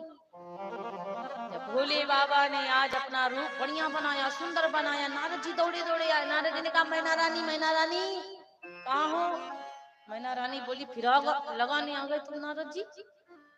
नारद का मतलब क्या हो? जिसकी बात असक्त ना हो, रद्द ना हो, उसी को कहते नारद। अच्छा, वो नारद एक ही थे, श्रीमन नारायण नारायण नारायण करते थे। आजकल बहुत नारद हैं जो आग लगाते घूमते फिरते हैं। आजकल बहुत नारद घूमते हैं।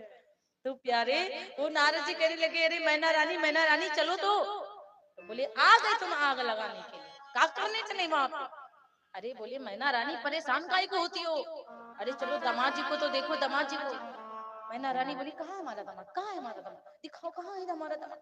नारद जी ने कहा अरे वो सामने ही कपूर की तरह खड़ा हुआ तुम्हारा दामाद, अभी भी फफरा ना गले में पड़ा हुआ है, अभी कोबरा पड़ा हुआ है, बताओ।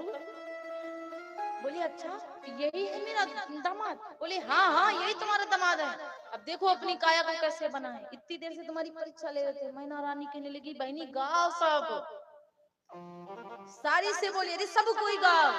सखियों ने कहा अभी तो बड़ी जन्म में आई थी, बंद करवा दे हमारी ढोलक। अब बोली कि कोई गाना बजाना नहीं करेगा, बुढ़ा के साथ पार्वती का विवाह नहीं करेंगे, अब तो आई बजाओ बजाओ बजाओ। मैना रानी ने कहा अरे तुम नहीं बजाओगी, तुम नहीं गाओगी तो हम खुद ही गा लेंगे, हम खुद ही बजा लेंगे। अरे हमरी बिटिया के खुल गए भाग दम दवा बढ़िया मेला, हमरी बिटिया के खुल गए भाग दम दवा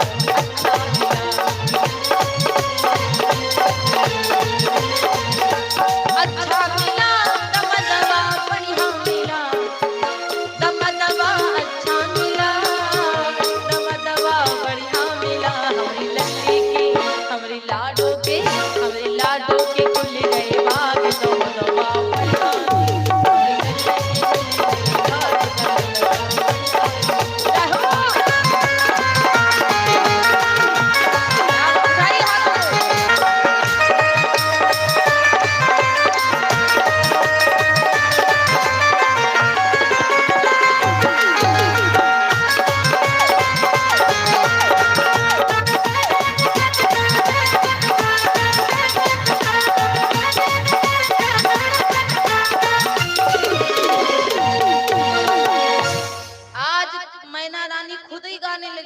अरे हमारी बिटिया के तो भाग्य खुल गए, बहुत बढ़िया दामाद मिला, सब लोग गाओ बजाओ।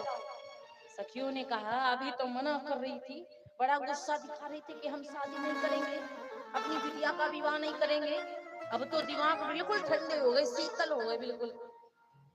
बोली ठीक है कुछ भी हो जाए लेकिन अब तो शादी करेंगे ही करेंगे। अब भैया द्वार का चार होने लगा।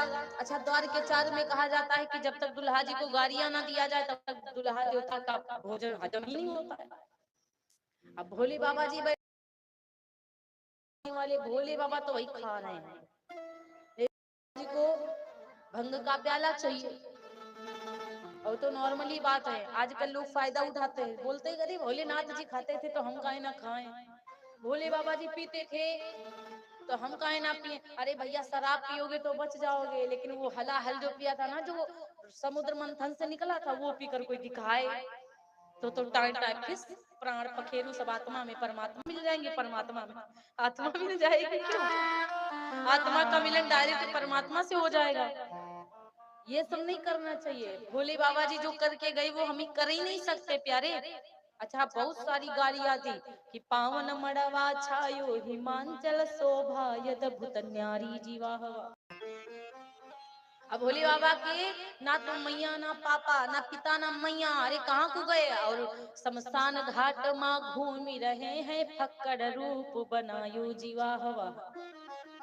अब भाई सब गालियां दे रही, भोले बाबा चुपचाप मुस्कुरा रहे। अच्छा द्वारे का चार जब होता है तो बहुत भीड़ हो जाती है ना, अटारियों के ऊपर लड़कियां खड़ी होती हैं चावल गेहूं लेकर के छिच्चा मारने के लिए। आप लोगों के यहाँ होता है कि नहीं होता मैया, होता है ना। और जो बाराती आते हैं तो वो एक बस ऊपर ही तकते हैं कि कौन बढ़िया वाली है, ऊपर ही तकते कौन साली है कौन सरहज है, समझ रहे ना। और इसी तरह भाई उनकी बारात में जितने अवघड़ फक्कड़ थे ना, भूत बलैया जो थोड़ा बहुत बचे भी थे, तो एक ऊपर ही बार बार तक रहा, और एक ऊपर ही तके, फिर पीछे वाले से कहता भैया ऊपर देखो। अब एक सखी खड़ी थी तो सखी ने कहा तुम बेटा बार बार ऊपर देख रहे हो, यहाँ से मारूंगी तो एक बल्ब फ्यूज हो जाएगा, एक बकाया है वो चला जाएगा।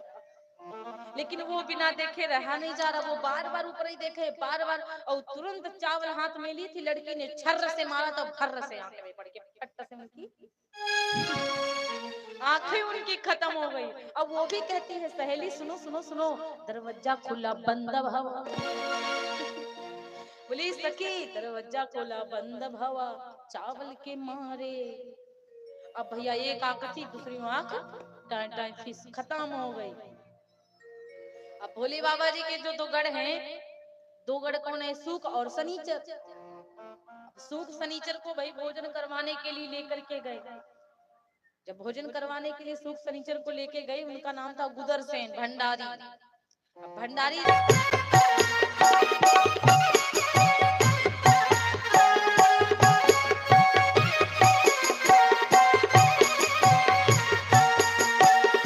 यही रे सिंदूरवा के कारण बाबा छोड़ी हूँ मैं देसा तुहार रे। यही रे सिंदूरवा के कारण बाबा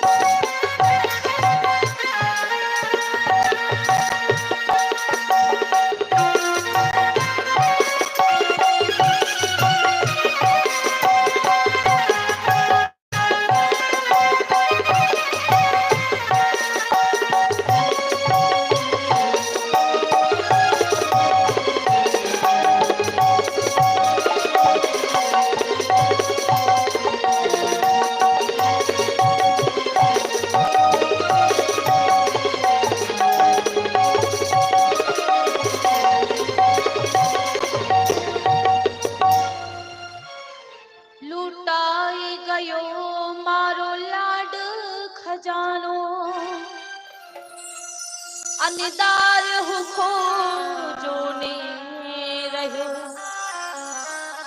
जान गई निज घर ने जोई रहो हूँ सुनो मांडवड़ो। काल जाके रुकट को मारो आज हाथ की चूटी गयो, ममता रुए जे वेलुमा आज वीरडो पूरी गयो। आज हिमांचल जी महाराज टूट चुके हैं। जगदम्बा उनके घर से निकली, लूट गया उनका खजाना, लूट गया उनका सब कुछ। जगदम्बा को विदा करते समय टूट गई माता मैना। हिमांचल महाराज जी के नयन सजल हो गए। घर में मेहमानों की विदाई हो गई। हिमांचल जी महाराज का जो प्रदेश था वो पूरा प्रदेश खाली हो गया। सारी बहनें चली गई, सारे देवता चले गए, सारी देवियां चले गई। आज पूरा सब कुछ हिमांचल जी महाराज का पूरा प्रदेश खाली हो गया। उनकी बिटिया चली गई। जब से रास्ते में ठहरते ठहरते रुकते रुकते चल करके कैलाश को पहुंचते हैं कि जब ही शंभु कैलाश ही आए, जब ही शंभु कैलाश ही आए, जब ही शंभु कैलाश ही आए, जब ही शंभु कैलाश ही आए, सुर सब निज निज लोक सिधाए, सब निज निज लोक सिधाए।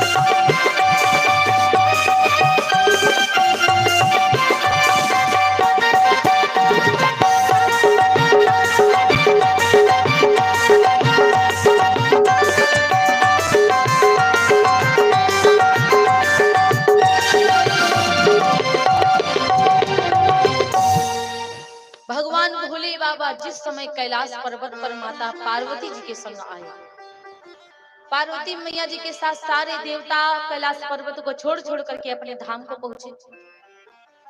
जब सारे देवता कैलाश पर्वत को छोड़कर अपने अपने धाम को जाकर पहुंचते, धीरे धीरे समय व्यतीत होता गया।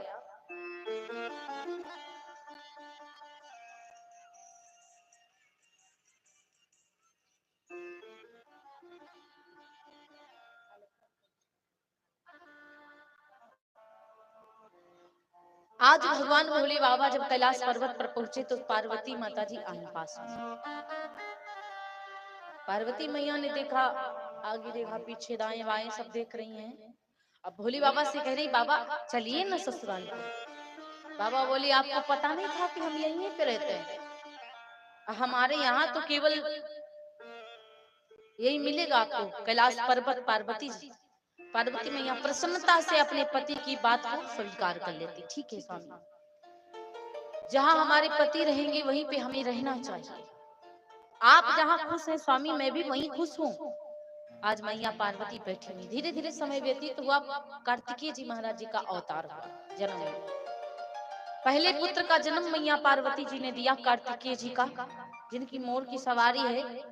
कार्तिकेय जी महाराज जब जन्म लेते हैं तो जब थोड़ा सा बड़े होते हैं, कार्तिकेय जी महाराज को तारकासुर बहुत मारना चाहता है।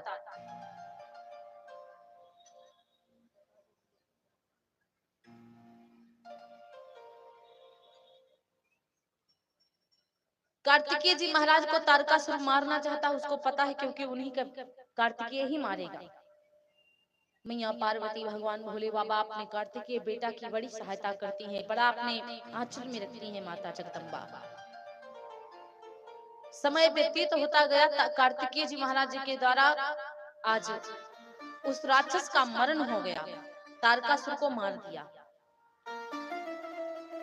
धीरे व्यतीत होता है, जब धीरे धीरे समय व्यतीत हुआ, भगवान भोले बाबा के साथ में माता पार्वती बैठी हुई हैं। आज माता पार्वती जी ने भगवान भोले बाबा से हाथ को जोड़ करके कहा, पार्वती भल अवसर जानी, गई संभ पही मात भवानी। अवसर जान करके कि भोले बाबा शांति मूड में बैठे हुए हैं, तो माता अच्छा अवसर जानकर आज भगवान भोले बाबा जी के पास में पहुंची। और जब जगदम्बा माता के पास, जगदम्बा भोले बाबा के पास पहुंची, तो जानी प्रिया आदर अति कीन्हा, बाम भाग आसनो हर दीन्हा। अपनी प्रिया पार्वती जी को अपनी पत्नी समझकर भगवान भोले बाबा ने आज बड़ा सम्मान किया। यदि पत्नी पति का सम्मान कर रही है तो पति का भी फर्ज बनता है कि पत्नी का सम्मान करे। यदि पत्नी पतियों के चरण को दबा रही है, माथ को दबा रही है, तो कभी सर दुखने लग जाए माताओं का, तो दादा को भी दबा देना चाहिए माथ। ये मजाक वाली बात नहीं है, दोनों लोगों को एक दूसरे का ध्यान रखना चाहिए महाराज। आजकल के जमाने में बहुत ऐसे लोग हैं भी, नई नई जिनकी दुल्हनियां आती हैं, उनको तनिको दुख नहीं होना चाहिए। यदि मम्मी को प्रॉब्लम हो गई तो कोई दिक्कत नहीं है, लेकिन पत्नी को प्रॉब्लम नहीं होनी चाहिए। यदि पत्नी आज बेड पे लेटी हुई है ना, तो तुरंत संध्या को जब आएंगे पति देवता तो पूछेंगे क्या हुआ, बुखार है क्या, कोई तकलीफ? हाँ, काम करते करते बड़ी थक गई, बस गए आग बरसा दी। अरे जब से वो आई है उसी के सहारे हो गया सब कुछ। पहले तो तुम ही चौका चूल्हा करती थी, अरे कम से कम हाथ तो बटा लिया करो। जब से वो आई है तब से तुमने उसके ऊपर सब डिपेंड कर दिया। आज उसका सर दुख रहा है, उसका पाँव, ये नहीं। अरे मम्मी थोड़ा आप भी काम करवा लिया करिए ना। पता नहीं कितना सुना देते हैं, मतलब मेहरारू बहुत कुछ है, बाकी कोई कुछ है ही नहीं।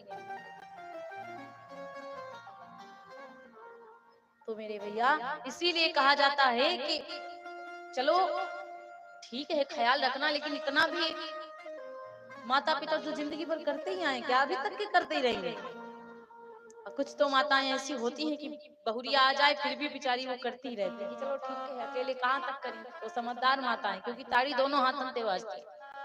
लेकिन बहुरिया इतनी कंजूस हो जाती कि ननद को थोड़ा सा काम करवा दे तो वो कुछ ज्यादा ही अपना काम चोरी करने लगती है कि अब इतना करी तो इससे कुछ और भी इस प्रकार से भी नहीं। अब यदि कमी ना निकले तो सर के ऊपर चढ़ा करके उसकी पूजा पाठ किया जाए, क्यों भैया। लेकिन जब उसकी कमी निकलती, जब लड़ाकू विमान निकलती, जब झगड़ेलू निकलती है, लड़ती है, घर में आग लगाने वाली निकलती है, अब पति देवता को भी जीने नहीं देती, जीने सांस नहीं लेने देती, सांस भी लो तो पत्नी से पूछ कर लो, तब जाके पता चलता कि हमारी पत्नी कितनी डेंजर है, कितनी खतरनाक है, तब पता चलता है प्यारे, ऐसे पता नहीं चलता। अच्छा भोले बाबा ने बहुत आदर सम्मान किया, पार्वती जी को अपने बाएं साइड में बिठा लिया, पत्नी का स्थान बाईं तरफ होता है, माता पार्वती जी को बाईं तरफ बिठाया। याज्ञवल्क्य जी महाराज भरद्वाज जिसे कहते हैं कि अब यहाँ पर मैया पार्वती ने क्या किया, आज भगवान भोले बाबा के आगे हाथ जोड़ करके मैया पार्वती बैठ गई। मैया पार्वती ने कहा स्वामी बड़ा अलौकिक है कैलाश पर्वत, बड़ा सुंदर लग रहा है, लेकिन स्वामी मैं आपसे कुछ आग्रह करना चाहती हूँ, बात करना चाहती हूँ। आप मुझे घमंडी मत समझिएगा, वो मेरा पूर्व जन्म था, आप उसको भूल जाइए, अब की बार हम बहुत अच्छे बन के आए हैं। भोले बाबा ने कहा देवी कहिए तो क्या कहना चाहती हैं। माता पार्वती ने कहा स्वामी मैं कुछ संवाद करना चाहती हूँ आपसे।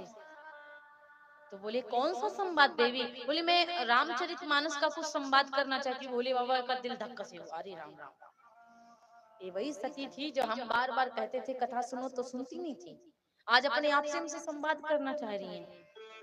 सती माता ने कहा मैं जानती हूँ आपके मन में क्या चल रहा है स्वामी, आप मुझे पहली वाली सती मत समझिए, मैं पार्वती हूँ, आपसे निवेदन कर रही हूँ, विनती कर रही हूँ, आपसे कुछ पूछना चाहती हूँ, और मुझे विश्वास है कि वो भगवान है, इसलिए मुझे भगवान की कथा सुनाओ, मैं कथा सुनना चाहती हूँ।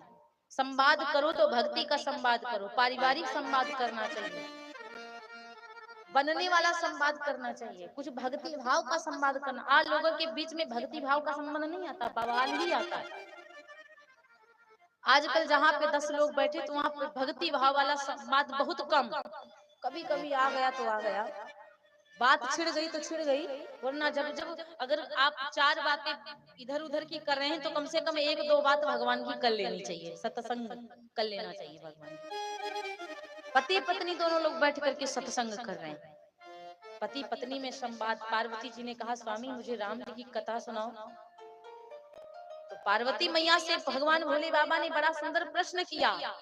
एक राम दशरथ का बेटा, एक राम घट घट में लेटा, एक राम सब जगत पसारा, एक राम सब जग से न्यारा। 4 राम पार्वती मैंने आपको बताए, आप कौन से राम की कथा सुनोगी?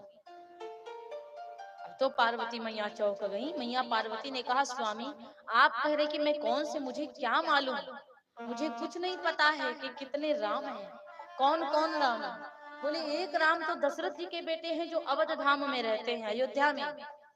एक राम घट घट में लेटे हैं, बताओ उनकी कथा सुनोगी क्या?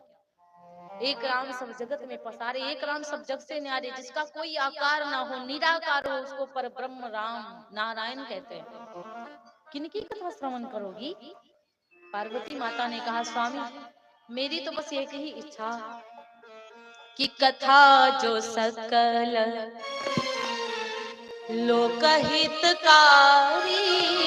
कथा जो सकल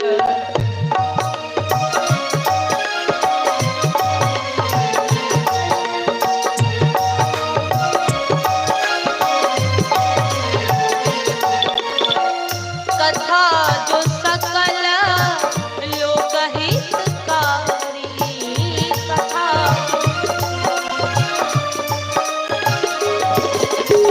सोई पूछन चाहे, सोई पूछन चाहे शैल कुमारी, सोई पूछन चाहे।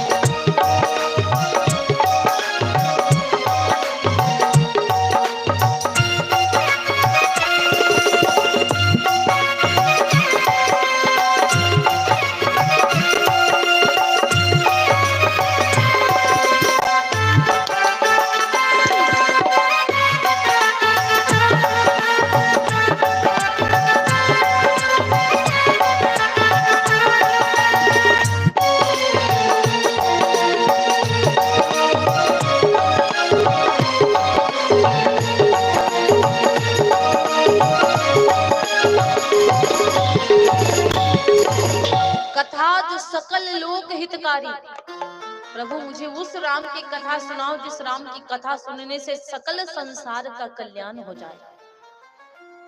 पार्वती मैया ने ये बात कही, भोले बाबा के मन में पता नहीं कितनी इज्जत भर दिया। भोले बाबा ने कहा देवी आजकल लोग अपना हित चाहते हैं लेकिन सकल का हित नहीं चाहते, लेकिन आप तो सकल लोक हितकारी, मतलब आप संसार का हितकार चाहती, और जो संसार का हितकार चाहे वही तो असली माँ होती है।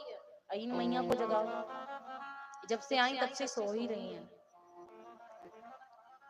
निंद्रा को साइड में कर दीजिए मैया। सकल लोक का कल्याण हो जाए, और जहां पर प्रेम होता है वहीं पर भगवान होते हैं। जहां पर प्रेम नहीं होता, झगड़ा होता, वहां पर भगवान नहीं होते। जहां कुमति तहां विपत्ति निधाना, जहां सुमति तहां संपत्ति नाना। जहां पे कुमति है ना वहां पे विपत्ति है, और जहां पे सुमति है वहां पे संपत्ति है। जहाँ पे प्रेम है वहां पे संपत्ति है, वहां पे धन है। जहाँ पे झगड़ा लड़ाई वहां पे धन नहीं है, वहां पे झगड़ा ही झगड़ा। ना देवता भी नहीं बसते, वहां चुड़ैले भूतनी बस जाती हैं, भूत बस जाते हैं। आजकल जितना लोगन को समझाओ कि झगड़ा नहीं करना चाहिए, 1-2 उंगल के लिए झगड़ते, आधा आधा हाथ के लिए झगड़ते, एक एक क्यारी के लिए तो बातें किनारे कर दो भैया, इतना झगड़ा। अरे झगड़ा नहीं करना चाहिए, भगवान जितना देगा आपको मिलेगा, संतुष्ट रहिए। भाइयों भाइयों में कभी झगड़ा नहीं करना चाहिए। अब 2 भाई थे, दोनों का विवाह हो गया, तो बड़ी वाली जो बहुरिया थी तो वो अमीर घर की थी, तो सारा धन लेके आई थी, तो पूरा कब्जा कर लिया अपने पति के ऊपर। बड़ी वाली ने पूरा कब्जा कर लिया अपने पति के ऊपर।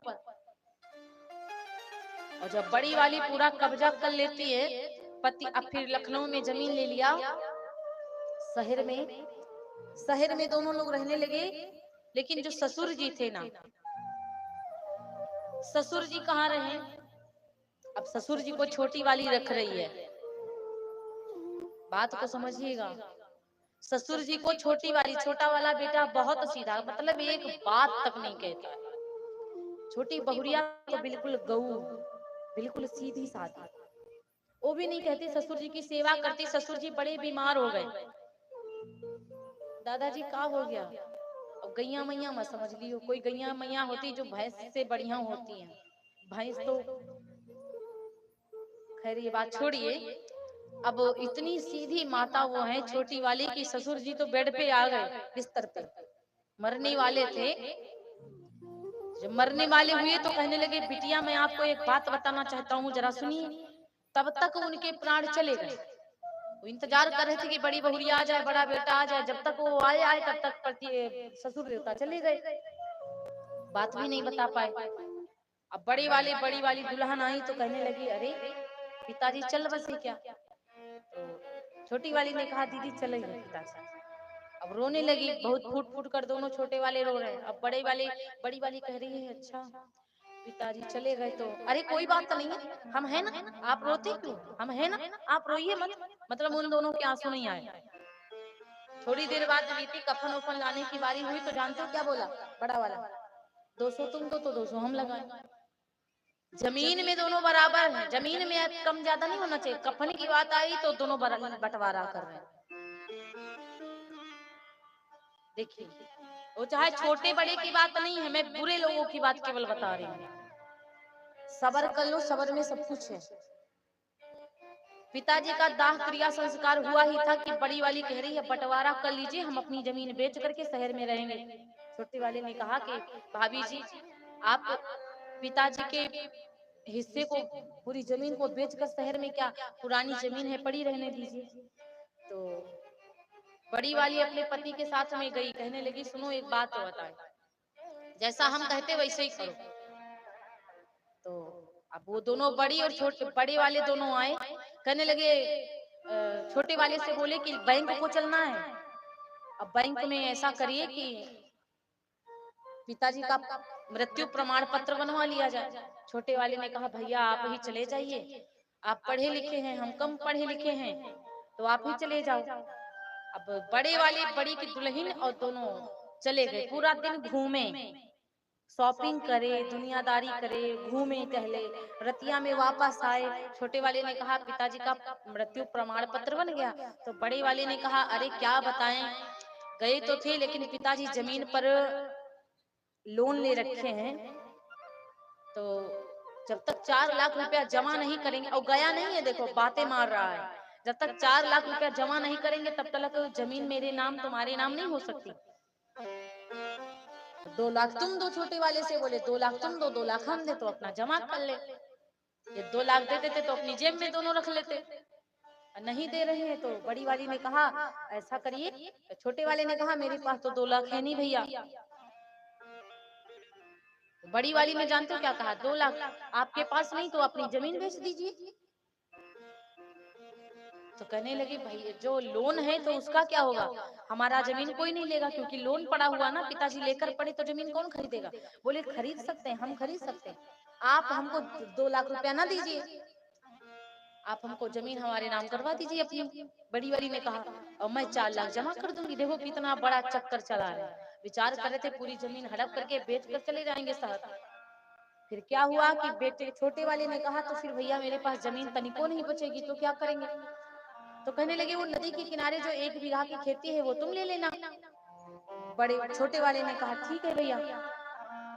अब दोनों लोगों ने क्या किया कि भाई लोन वोन तो था ही नहीं, और उसकी जमीन हड़प लिया, ना पैसा जमा किया, ना कुछ जमा किया, कुछ भी नहीं किया। देखिए समय का चक्कर घूम गया, समय का पहिया घूम गया। दोनों शहर चले गए, पूरी जमीन गांव वाली बेच दिए, शहर चले गए। पूरी जमीन बेचकर शहर चले गए। तो इधर क्या हुआ कि छोटा वाला एक दिन नदी के किनारे हल जोत रहा था, हल चला रहा था। भगवान की कृपा ऐसी हुई कि हर चलाते चलाते एक संदूक मिली। संदूक में तो सोने के सिक्के भरे पड़े थे। छोटे वाले ने देखा, अपनी पत्नी को बुलाया, देवी देखो तो संदूक में सोने के सिक्के भरे पड़े हैं। अब दोनों उठाकर अपनी कुटिया में लेकर गए। कुटिया में लेकर के गए ना, फिर क्या हुआ कि उधर भगवान ने कैसा पहिया चक्कर घुमाया। जो बड़ी वाली ने धोखाधड़ी किया था ना, उसके आगे वकील आया। द्वार पे खटखट बेल बजाई और वकील आया।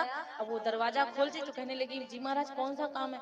वकील ने कहा, तुम्हारे पिताजी ने 9 लाख का ब्याज लिया था बैंक से अपनी जमीन पर। या तो 9 लाख रुपया दीजिए और या तो फिर तुम्हारा पूरा जमीन जगह सब हड़प लेंगे।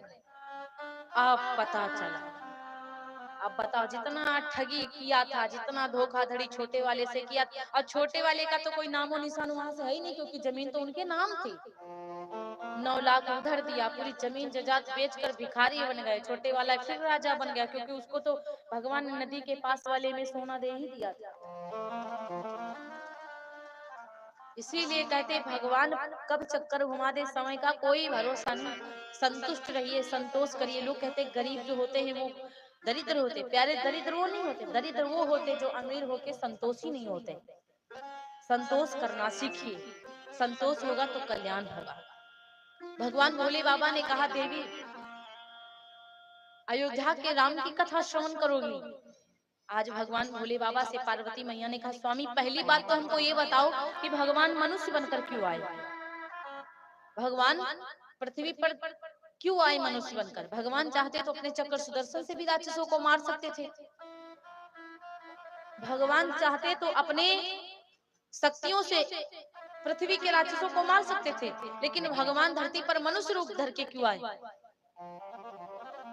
तो भोले बाबा ने कहा कि जब जब हुई धर्म की हानि, जब जब हुई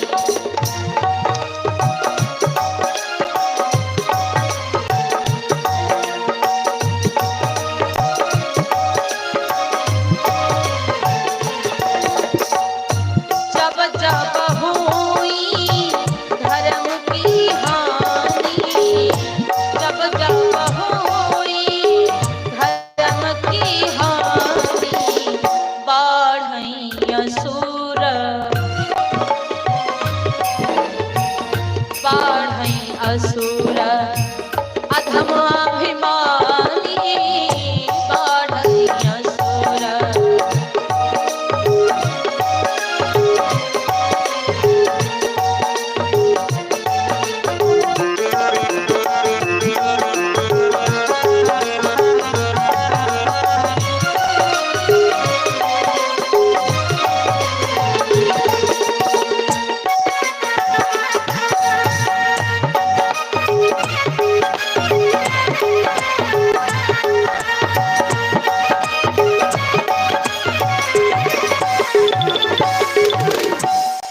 जब जब हो ही धर्म की हानि, भोले बाबा ने बताया पार्वती जी से, जब जब धर्म की हानि होती, अधर्म बढ़ता है, पाप बढ़ता है,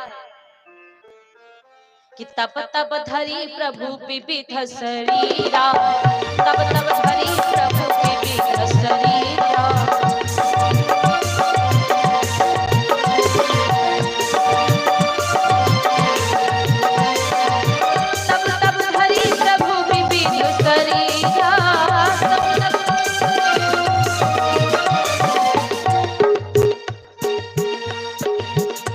कृपानिधि सज्जन पीरा, हरि कृपानिधि सज्जन पीरा।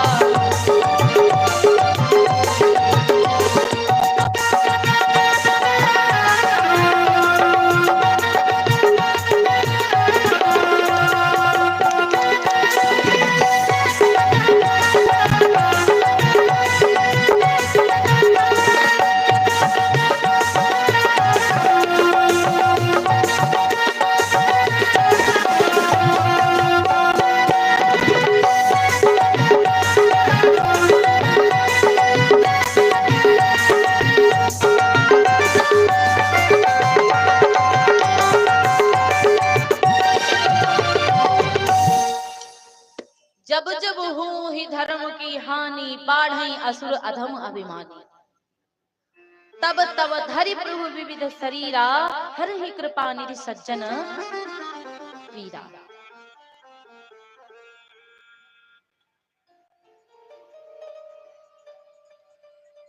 जब जब धर्म की हानि होती है, धर्म बढ़ता, तब तब भगवान पृथ्वी पर आते हैं। तो प्यारे, इस प्रकार से भोले बाबा जी समझा रहे हैं पार्वती जी को। भगवान के बहुत अनेक कारण है पृथ्वी पर आने के। एक ये जो जय विजय नाम के जो द्वारपाल थे, वो बैकुंठ के द्वारपाल थे। भगवान विष्णु के द्वारपाल थे। भगवान विष्णु ने जय विजय से कहा कि जब तक मेरी आज्ञा नहीं पाना, तब तक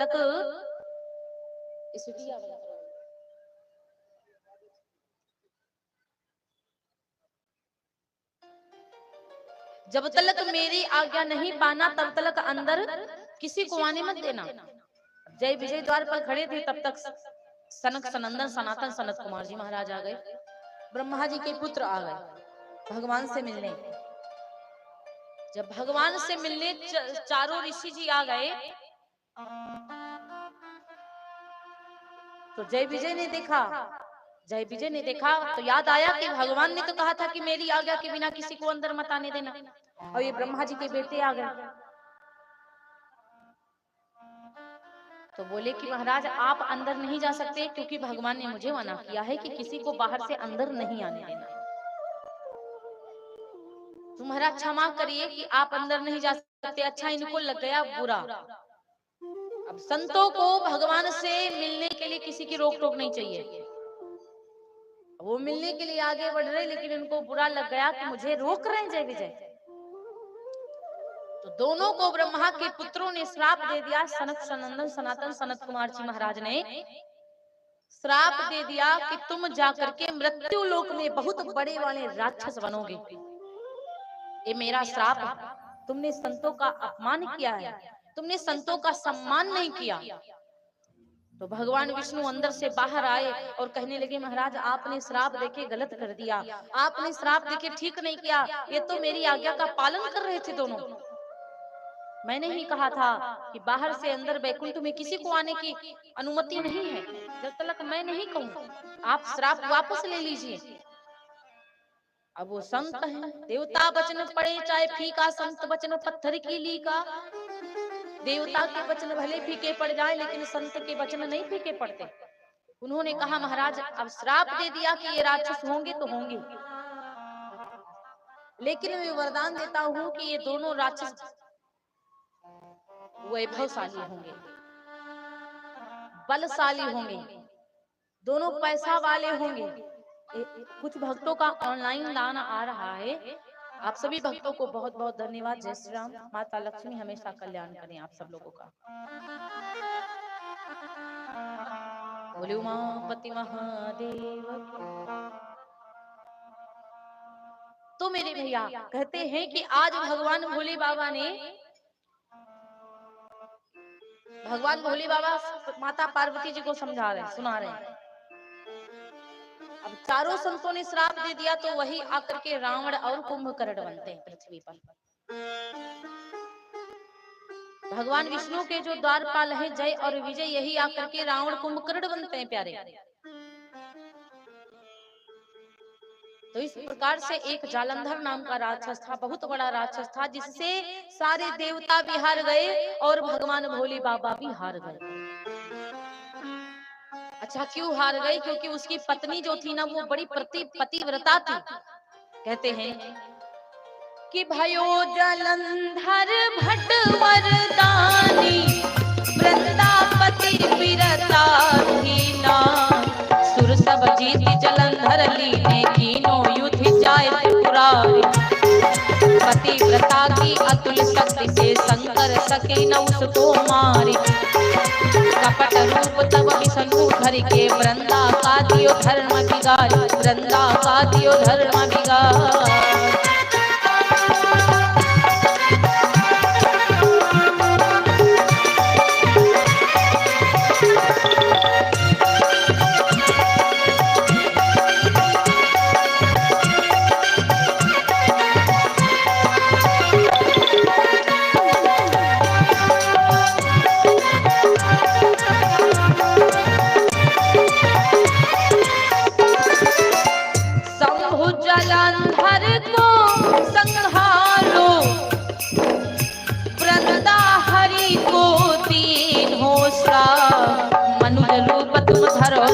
में तुमने किया भयानक पाप।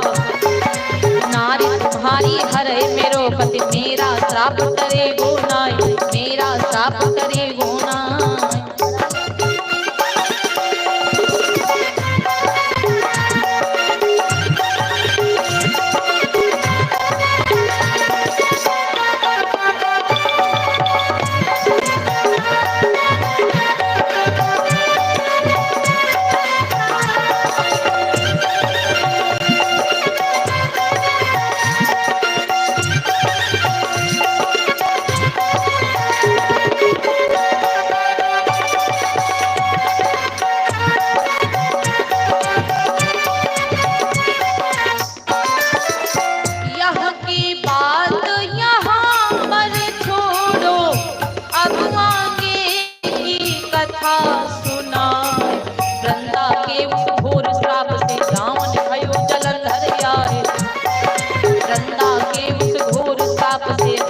भयो जलंधर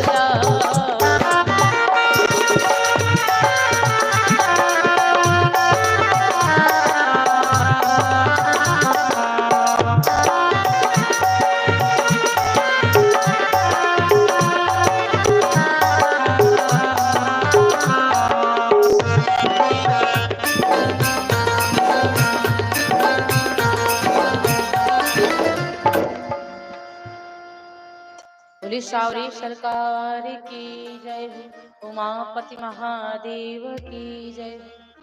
आज मेरे भैया जालंधर के पाप से इतना देवता परेशान हो गए, इतना व्याकुल हो गए। भगवान भोले बाबा भी जाते हैं लड़ाई करने के लिए, लेकिन जालंधर से हार गए भगवान भोले बाबा। और जब भगवान भोले बाबा जालंधर से हार जाते हैं, क्यों हार जाते? क्योंकि जालंधर की जो पत्नी है वृंदा, वो पतिव्रता नारी है। पतिव्रता धर्म से ही जालंधर देवताओं को भी हरा दिया। सारे देवता हार गए, और जब सारे देवता हार गए, भगवान विष्णु ने विचार किया कि इसके पत्नी का जब तक पतिव्रत धर्म भंग नहीं करेंगे तब तक ये मरने वाला नहीं। लोग प्रश्न करते हैं, मर्यादा के खिलाफ है। किसी की पत्नी का पतिव्रत भंग करना ये मर्यादा के खिलाफ है। लेकिन प्यारे, यदि आपको पता है कि सोने के ऊपर माटी जुड़ी हुई है, तो आप सोने को यदि निकालना चाहते हो तो माटी तो फोड़ना ही पड़ेगा। यदि मूर्ति के ऊपर मिट्टी जमी हुई है, तो यदि मूर्ति को आप देखना चाहते हो तो उसकी मिट्टी तो फोड़ना ही पड़ेगा। यदि एक धर्म से आप हजारों पाप कर डालो तो आपका वो धर्म नष्ट करना ही पड़ेगा। लोग कहते कि इंद्रजीत मेघनाथ के यज्ञ को भंग करवा दिया। यज्ञ को भंग करवाने में मतलब गलत भगवान ने किया? अरे प्यारे, भगवान ने विचार किया, यदि राक्षस की यज्ञ पूर्ण हो गई तो एक यज्ञ तो वो करेगा, लेकिन हजारों लाखों करोड़ों यज्ञ वो बंद कर देगा। मेघनाथ अत्याचार करेगा इस यज्ञ के शक्ति से। इसीलिए भगवान ने विचार किया, एक यज्ञ टूट जाए तो कोई दिक्कत नहीं, लेकिन कम से कम लाखों यज्ञ तो होंगी। भगवान ने विचार किया कि उस पत्नी, उसकी जो पत्नी पतिव्रता है, मानता हूँ कि किसी पत्नी की, लेकिन पत्नी हमेशा इसीलिए पति की सेवा करती है, अपने पति में भगवान को देखती है। यदि भगवान अपने दर्शन देके उसका पतिव्रत वो तोड़ देंगे तो कम से कम राक्षस का मरण तो हो जाएगा।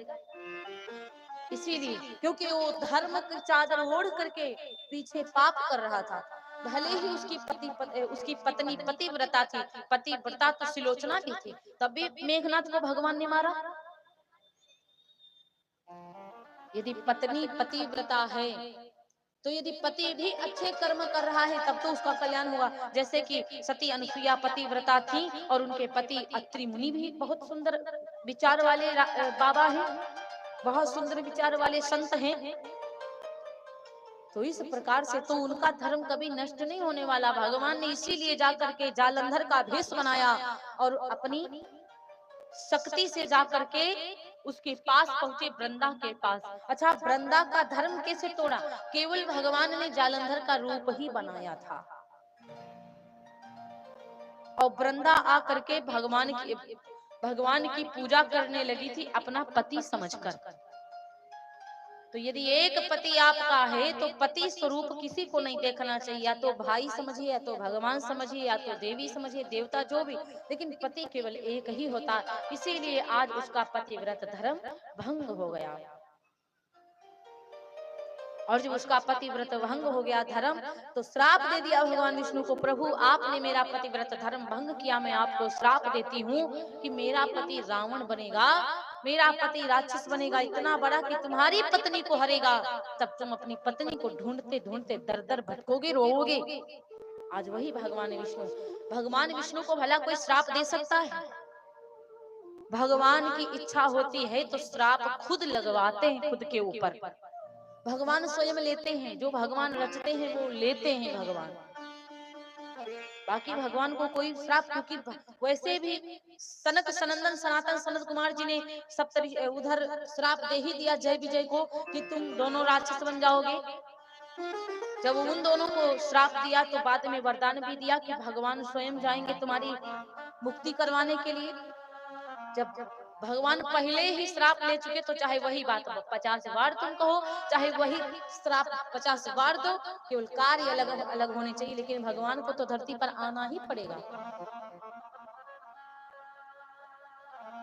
आज क्या हुआ कि मेरे भैया इस प्रकार से भगवान क्या करते हैं, अपनी इच्छा अनुसार श्राप लेते हैं, अपनी इच्छा अनुसार। बाकी भगवान के ऊपर कोई श्राप लागू नहीं है, भगवान के ऊपर श्राप लागू नहीं है, लेकिन स्वयं की इच्छा से भगवान श्राप खुद पे लेते हैं। प्यारे, भगवान पृथ्वी पर आए मनुष्य बनकर तो बहुत कारण है। नारद जी का कारण है, नारद जी नारी बन गए थे एक बार। नारद जी महाराज विश्व मोहिनी के चक्कर में पड़ करके अपने आप को भूल गए।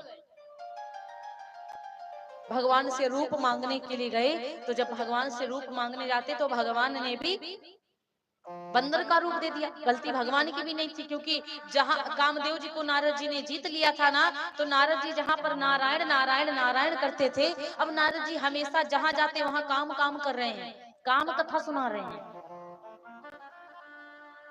क्योंकि नारद जी को तो श्राप था कि नारद जी एक ठौर पे रुक ही नहीं सकते।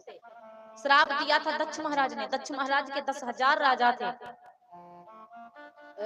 दक्ष महाराज के 10,000 बेटा थे। अब नारद जी विचार करने लगे, यदि एक राजा के 10,000 लड़के होने लगेंगे तो फिर धरती पर जगह ही नहीं बचेगी। नारद जी 10-15 मिनट का समय लेकर के गए और महाराज दक्ष के बेटों को बाबा बना के जंगल भेज दिया। भगवान का भजन करो जाकर के मेरी तरह। अब वो भगवान का भजन करने चले गए। जब दक्ष महाराज जी आए तो पूछने लगे सब लड़के कहाँ गए, बच्चे कहाँ गए, तो पता चला कि सब बाबा बन गए। अब इतना क्रोध आया दक्ष महाराज को कि नारद जी को श्राप दिया कि तुम जहाँ 10-15 मिनट रुकोगे वहां कुछ ना कुछ कर ही दोगे। मेरा श्राप है कि तुम 1-2 मिनट से ज्यादा कहीं पे रुक ही नहीं सकते।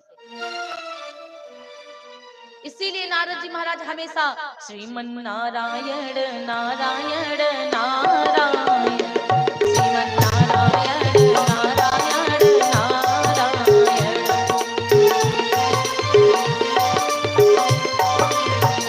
श्रीमन नारायण नारायण नारायण, श्रीमन नारायण राधे नारायण नारायण नारायण, श्रीमन नारायण करुणामयी कृपामयी मेरी दयामयी राधे, करुणामयी कृपामयी मेरी दयामयी राधे।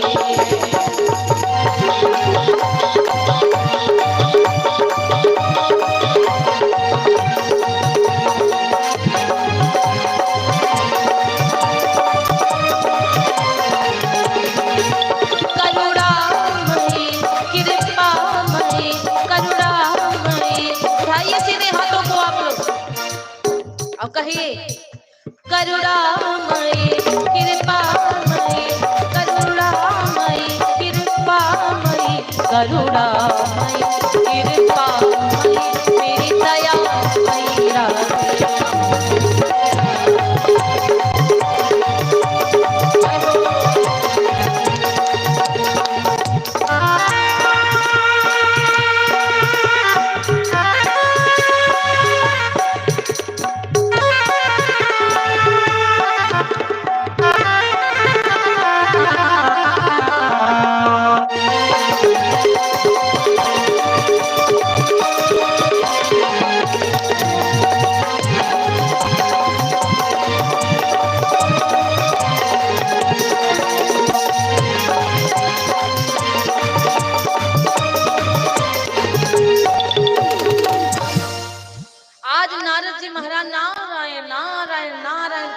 स्थित एक सरोवर के पास पहुंचे।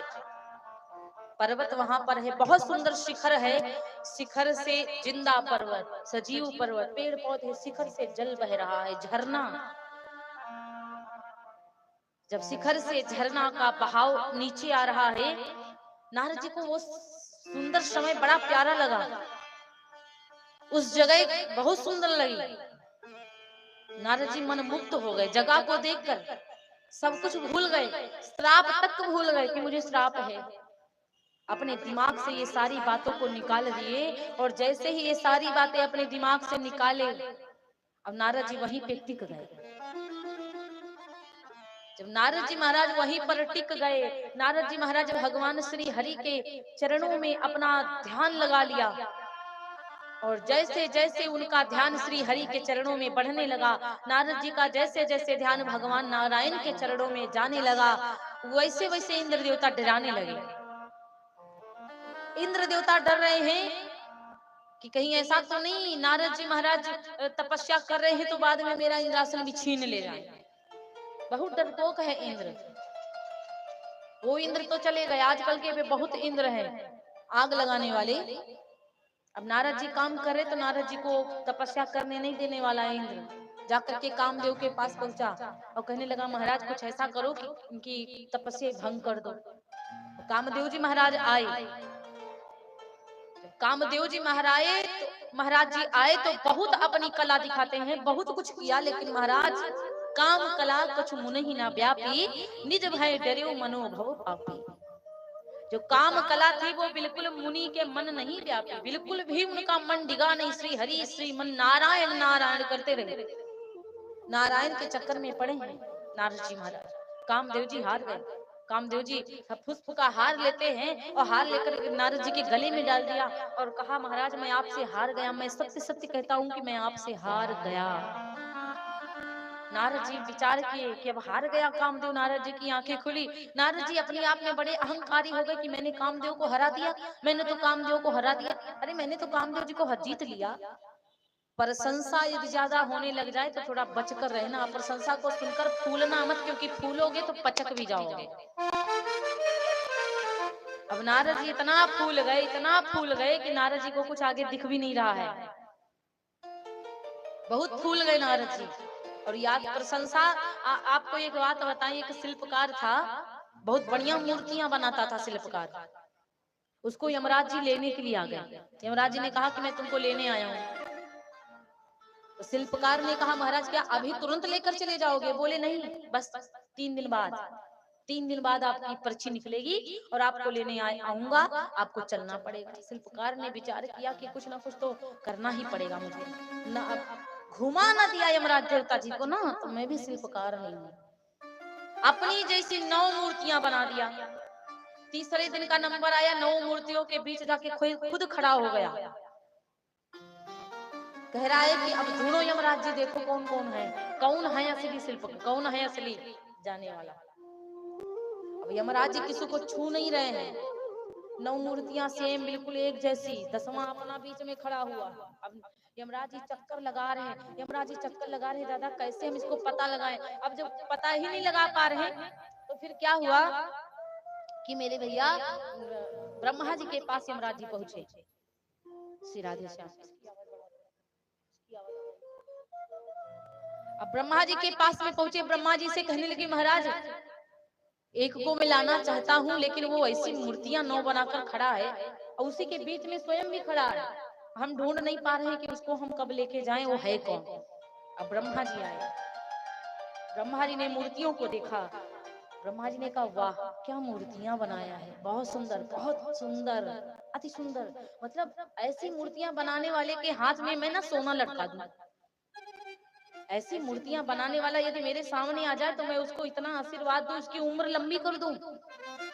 मैंने दुनिया में ऐसा शिल्पकार कभी नहीं देखा। मैंने दुनिया में ऐसा कोई मतलब बनाने वाला मूर्ति देखा ही नहीं। अब उसको रहा नहीं गया, इतना प्रशंसा के बाण ब्रह्मा जी मार दिए, इतना उसके वक्ष स्थल पे प्रशंसा के बाण लगे कि बाहर निकल के खुद ही आ गया और बोला महाराज हमने ही तो बनाया है।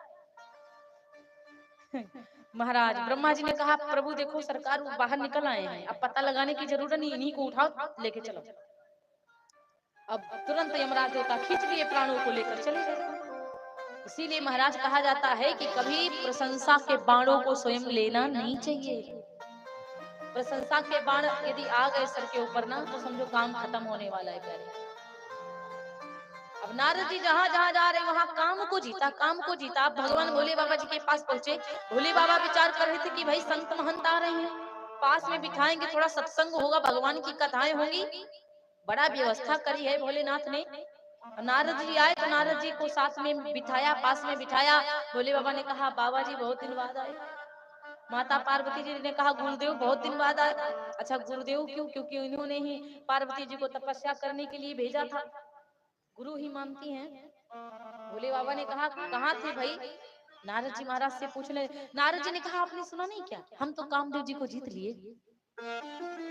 देखिए हर वक्त काम काम, अरे कहाँ पे कहाँ वो नारायण नारायण नारायण करते थे, अब हर वक्त काम काम काम काम कर रहे हैं। और जिसका भगवान से मन हट करके काम में चला जाए तो फिर लास्ट में वो काम ही से चला जाता है, उसका काम ही खत्म हो जाता है प्यारे। अब क्या हुआ कि काम काम, अब भोले बाबा ने मत्था को पकड़ लिया। दादा मैंने कहा सोचा था कि सत्संग होगा और महाराज जी कामदेव को लेके घूम रहे, उनकी इज्जत थोड़ी घट गई। लेकिन नारद जी से एक बात बता दिया भोले बाबा ने, मेरे सामने काम कथा कही तो कही, लेकिन जाके उनके सामने मत कहना। भोले बाबा बोले भगवान विष्णु जी के सामने काम कथा मत बोलना, वरना तुम्हारी सब गड़बड़ हो जाएगी, लीला सब खत्म हो जाएगी। अच्छा नारद जी को अच्छा नहीं लगा भोले बाबा जी की बात। नारद जी को लगा झूठे ही बोलते रहते, जलते हैं कहा हमसे, कोई को अच्छा बता दो उसको लगेगा हमसे जल रहे हैं। अब नारद जी को लगा हमसे जल रहे हैं। अब भाई नारद जी चलते चलते कहाँ पहुंचे? भगवान विष्णु जी के पास में। और जब भगवान विष्णु जी के पास में पहुंचे मेरे भैया तो लिखा हुआ है, अरे एक बार कर तल बर बीना,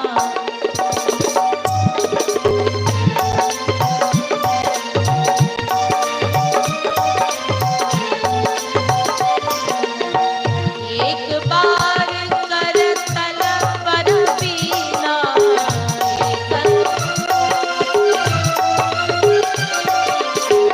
एक बार कर तर पर बीना, गावत हरि गुण गान करीना।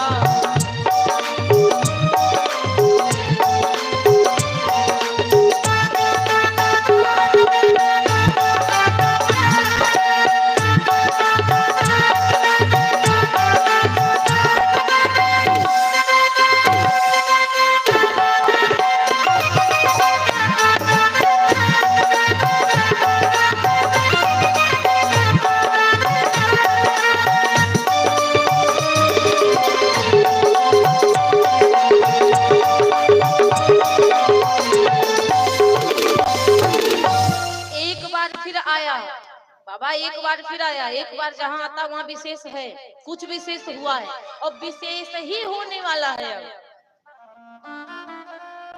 कि क्षीर सिंधु गमने मुनि नाथा,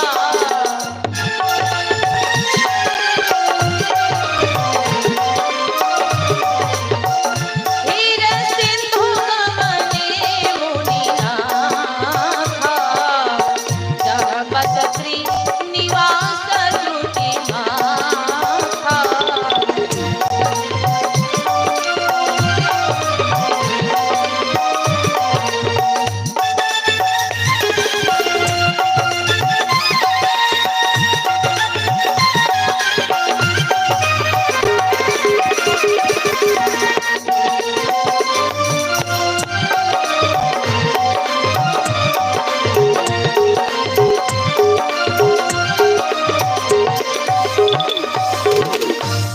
विशेष तो यहाँ पर भी क्षीर सिंधु गमने मुनिनाथा, जहाँ बस श्रीनिवास श्रुति माथा। कहाँ पर? जहाँ पर श्री लक्ष्मी जी के साथ में नाथ श्रीमन नारायण जी विराजमान है। भैया समझाया था भोले बाबा जी ने कि मेरे यहाँ कथा कही, काम कथा तो कही, लेकिन भगवान के सामने मत कहना। लेकिन शंभु दीन उपदेश हित हित करने के लिए शंभु जी ने उपदेश दिया था, नहीं नारद ही सुहान। नारद जी को अच्छा नहीं लगा। और भरद्वाज कौतुक सुनहु हरि इच्छा बलवान। भगवान की इच्छा बलवान होती है प्यारे। भरद्वाज जी महाराज से यज्ञवाल्क जी ने ये बात कही है। और जाकर के नारायण के पास में पहुंचे। नारायण विष्णु भगवान बड़ा सत्कार करते हैं। उन्होंने सम्मान करते हुए कहा, आइए देवर्षि, आइए देवर्षि जी महाराज, आइए। काफी समय बाद आए हैं आप। और बिहसे, बिहस मतलब ठहाका मारकर भगवान हंसे। अच्छा, भगवान कब हंसे, क्यों हंसे ठहाका मारकर? क्योंकि एक बार आए थे तो नारद जी नारी बन गए थे। अब दोबारा आए हैं, अब पता नहीं क्या होने वाला है। नारद जी जब एक बार आए तो माता लक्ष्मी ने नारद जी को देख के घूंघट डाल लिया। अब नारद जी को पेट में गुड़गुड़ होने लगी। नारद जी ने कहा कि महाराज मेरी माँ है और माँ बेटे के सामने घूंघट क्यों डाली? माँ बेटे के सामने घूंघट क्यों किया? तो भगवान विष्णु ने कहा, नारद जी आप इनके चक्कर में ना पड़ो, ये माया है, माया के चक्कर में ना पड़ो, फंस जाओगे। नारद जी को अच्छा नहीं लग रहा। नहीं, हमको बता दो, हमको बता दो। भगवान ने कहा, बिल्कुल पूर्ण रूप से जानना चाहते हो? तो बोले हाँ प्रभु। कहने लगे, देखना चाहते हो या जानना चाहते हो? मतलब सुनना चाहते हो या प्रत्यक्ष जानना चाहते हो, देखना चाहते हो? बोले महाराज सुनने में कुछ और आनंद, लेकिन बिल्कुल सिस्टम सामने हो जाए तो बिल्कुल बहुत बढ़िया से समझ आएगा। बोले ठीक है। भगवान श्री विष्णु जी महाराज श्रीमन नारायण उज्जैन को लेकर के गए। उज्जैन में एक बड़ा सुंदर सरोवर था, कन्नौज को लेकर के गए। कानकुब्ज एक सरोवर है, कन्नौज कानकुब्ज को लेकर के गए। तो नारद जी से कहा कि महाराज कानकुब्ज सरोवर में जाओ, डुबकी लगाओ। अब नारद जी पीड़ा उड़ा उतार दिए, अपना सिस्टम से बढ़िया कानकुब्ज सरोवर में गए, डुबकी लगाई। और जैसे डुबकी लगाई तो महाराज कपड़े बाहर रखे हैं और वो भी तो सब गायब। नारद जी का कपड़े पहनते ही कहा, एक तो लंगोटी बांधे, पूरा जनेऊ डाले, नारायण नारायण करते रहते हैं। उनके पास है ही क्या? भगवान विष्णु गायब हो गए और नारद जी नारी बन के खड़े। बाप रे, कहाँ नारद थे, नारी कहाँ से बन गए? अब नारद जी शर्माए कि हम बाहर कैसे निकले, वस्त्र भी नहीं है। तो महाराज अब नारद जी परेशान हैं। तब तक एक राजा आए, भगवान भी गायब हो गए, भगवान भी नहीं। अब नारद बिल्कुल अकेले, नारद जी प्रत्यक्ष देख रहे हैं। तब तक तालध्वज नाम के एक राजा जी आए और राजा ने नारी को देखा, बड़ी सुंदर राजकुमारी। राजा ने कहा, देवी आप जल में क्या कर रही हैं? कोई संगी साथी है कि नहीं है? अब नारद जी बड़े परेशान, हाय दादा कैसे बताओ कि हम आदमी थे, हम नारी बन गए हैं। हम पहले पुरुष थे, अब हम महिला बन गए हैं। तालध्वज ने अपना पटुका उतारा और उनको दिया। अब वो लपेट कर बाहर आए और चले गए महल को। बोले महाराज हमको अकेले छोड़ कर ना जाओ, हम यहाँ कहाँ भ्रमण करेंगे जंगल में, सरोवर के पास। तो तालध्वज के साथ में चले गए नारद जी। अब तालध्वज ने नारद जी के साथ विवाह कर लिया, क्योंकि वो तो नारी बने हैं। तालध्वज को पूरी पता नहीं है बात कि वो नारद थे या नारी बन गए। अब नारद जी बता नहीं रहे हैं। तालध्वज के साथ में विवाह हुआ, उनके बहुत सारे लड़के हुए। फिर तालध्वज से एक बार राजा से युद्ध हुआ और सारे लड़के भी मारे गए, तालध्वज भी मारे गए। अब तो नारद जी नारी बने थे, अब तो उनका कुछ भी नहीं रह गया, श्रृंगार पाठ सब उतर गया, लड़के भी चले गए, राजपाट छिन गया। अब तो बहुत परेशान। अब इतना रोए नारद जी, कहाँ हम पुरुष थे, कहाँ हम बढ़िया नारायण नारायण, कहाँ माया में फंस गया, कहाँ लड़का बच्चा सब हो गए, सब बर्बाद हो गया माया के चक्कर में पड़ के। महाराज क्या करें? अब भगवान प्रकट हुए, कहा चलो फिर से वहीं पे कानकुब्ज सरोवर। फिर गए, बोले फिर डुबकी लगाओ। नारद जी फिर डुबकी लगाए। अब नारद जी फिर नारी से नारद बने। अब नारी से नारद बने। नारद जी से भगवान नारायण ने कहा, माया समझ गए क्या होती है? घूंघट डाल लिया था, तुम्हें क्या प्रॉब्लम थी बताओ? अब नारद जी पहचान गए, महाराज क्षमा करो, मुझे चक्कर में नहीं पड़ना, इस चक्कर में नहीं पड़ना। परिवार बसाना कोई बड़ी बात नहीं है, उसका दुख सहना बड़ी बात होती है भैया। आज नारद जी फिर आए तो फिर भी हंस करके बोले, भगवान हंस करके बोले, महाराज ठीक हो, बहुत दिन बाद आए, बहुत दिन बाद आया करिए आपने, अभी तक के आपके दर्शन प्राप्त नहीं हुए। विष्णु जी बोले कोई महत्वपूर्ण कार्य के लिए आए होंगे। नारद जी बोले हाँ महाराज, साधना कर रहा था मैं तो। विष्णु जी ने कहा कहाँ? नारद जी ने कहा हिमालय में महाराज, हिमालय में महाराज, वहां कामदेव आया था। नारद जी को रहा नहीं गया बिना बताए। बोले महाराज वहां कामदेव आया था। कामचरित नारद सब भाखे। काम जितना कामदेव जी ने जितना किया, जितना सिस्टम था, नारद जी सारी कामचरित, नारद पूरी काम कथा सुनाए। यद्यपि प्रथम बरज शिव राखे, भगवान भोले बाबा ने पहले ही मना किया था कि हमारे सामने काम कथा कही तो कही, भगवान के सामने काम कथा मत कहना, बर्बाद हो जाओगे नारद जी। लेकिन नारद जी को समुदीन उपदेश हित नारद नहीं सुहान, नहीं नारद ही सुहान, मतलब शंभू जी ने उपदेश दिया लेकिन नारद जी को अच्छा नहीं लगा। नारद जी को लगा हमसे जलते हैं। अब भगवान ने विचार किया, सब गड़बड़ कर दिया। नारद जी कहाँ मेरा नाम लेते थे, नारायण नारायण, आज नारद जी काम काम काम, काम को जीते, काम को जीतो, काम को जीतो, यही इनके काम में चल रहा है। भगवान को भूल गए। अरे मेरे इतने प्रिय शिष्य, मेरे इतने प्रिय भक्त, नारायण के भक्त, मेरे इतने प्रिय भक्त नारद बदल गए तो दुनिया कब नहीं बदलेगी भाई। नारद जी को बचाना चाहिए।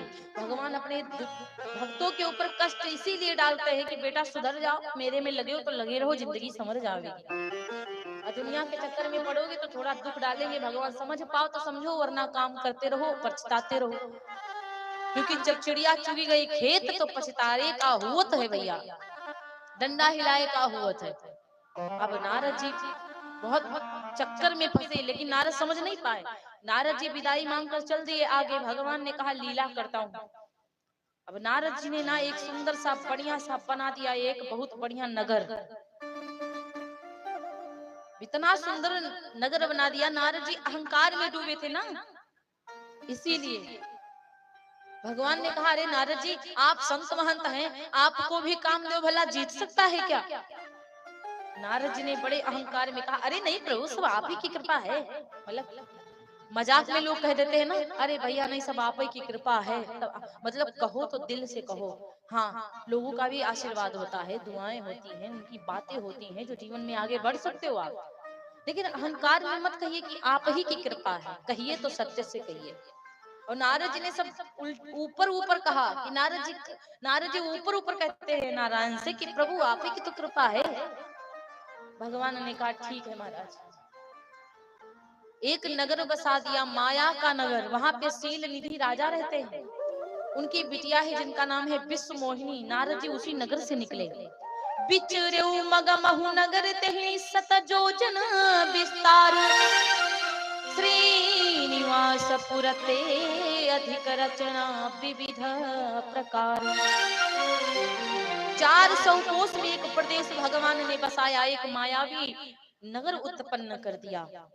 तुलसी जी लिखते हैं कि उन्होंने पहली बार सतजोजन का शब्द दिया है, लेकिन प्यारे यहाँ पर सतजोजन का सतजोजन फिर कहा, सतजोजन विस्तार, 400 कोस का फिर से विस्तार किया ग्राम। उस ग्राम में गए तो सब इधर उधर बातें कर रहे हैं, झुंड, इतना फूल, इतनी सुंदर हवा बह रही। नारद जी के कानों में हवाएं जा रही, लेकिन नारद जी के ऊपर माया अभी तक नहीं आई। जब काम नहीं चला तो नाकंत सूंघ जा रही है, सुगंध जा रही फूलों की। नारद जी के ऊपर अभी भी माया नहीं व्यापी, आंखों से देख रहे हैं फिर भी माया नहीं व्यापी। भगवान ने क्या किया, नारद जी ने देखा 4-5 लोग उधर बतिया रहे हैं, 4-5 लोग उधर। नारद जी पहुंचे, नारद जी ने पूछा, महाराज क्या बात है, बहुत ज्यादा आप बतिया रहे हैं, सब लोग, कुछ हुआ है क्या? बोले महाराज होगा नहीं क्या, अरे यहाँ पे विश्व मोहिनी संसार की सबसे सुंदर कन्या है, शीलनिधि की बिटिया विश्व मोहिनी, उसका कल स्वयंवर होने वाला है। किस्मत वाला ही होगा जो विश्व मोहिनी के साथ विवाह करेगा, किस्मत वाला ही होगा जो विश्व मोहिनी जिनके गले में जयमाल डालेगी। नारद जी ने विचार किया, अच्छा ठीक है हम भी चलते हैं, देख लेते हैं। अब नारद जी पहुंचे, तभी शीलनिधि राजा जी महाराज आए अपनी बिटिया विश्व मोहिनी को लेकर के। और जैसे विश्व मोहिनी जी को लेकर के आए तो मेरे भैया नारद जी से कहा क्या कि पहले हमारी बिटिया के दो गुण बताइए फिर दोष बताइए। नारद जी से कहा कि महाराज बिटिया के पहले गुण बताइए फिर दोष बताइए। और नारद जी के सामने आज हाथ कर दिया अपनी बिटिया का। बोली सांवरी सरकार की जय हो, उमापति महादेव की जय हो, सवरिया सेठ की जय हो। अब नारद जी जैसे ही विश्व मोहिनी के हाथ को देखते हैं, तो जैसे ही विश्व मोहिनी के हाथ में देखते हैं तो हाथ में लिखा था महाराज कि जो यह बरई अमर सोई होई। उसका अर्थ है कि जो इसे बरेगा, जिससे इसका विवाह होगा, वो पहले से ही अमर होगा। लेकिन बाबा ने क्या विचार कर लिया, बोली सारी सरकार की, कि जो यही बरई अमर सोई होई, समर भूमि ते ही जीत न कोई। नारद ने पढ़ा कि जो इसे बरेगा, मतलब नारद जी की बुद्धि उल्टा हो गई। नारद जी ने क्या विचार किया, अरे करऊं जाई सोई जतन विचारी, यही प्रकार मोहि बरई कुमारी। मांगो हरि हरि सन मांगो सुंदरताई, कोई है जाति कहरु अति भाई। और भगवान जी के पास में पहुंचे, विचार करे भगवान से सुंदरता मांग लूं। अब भगवान विष्णु जी के पास में पहुंचे, नारद जी क्या बोले भगवान से, आपन रूप दे प्रभु मोहि, आन भांति नहीं पाऊं कोही। नारद ने कहा अपना रूप आप मुझे दे दीजिए महाराज, मैं किसी न किसी तरह उसको पालूंगा, विश्व मोहिनी को। और चलते चलते नारद जी ने क्या कहा, जेहि विधि नाथ होई हित मोरा,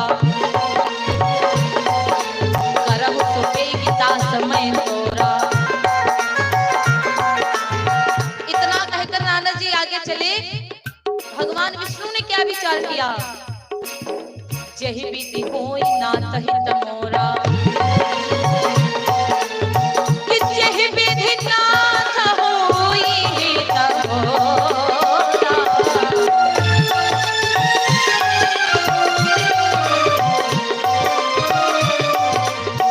जेहि विधि नाथ होई हित मोरा, करहु सुपेगी दास मैं तोरा।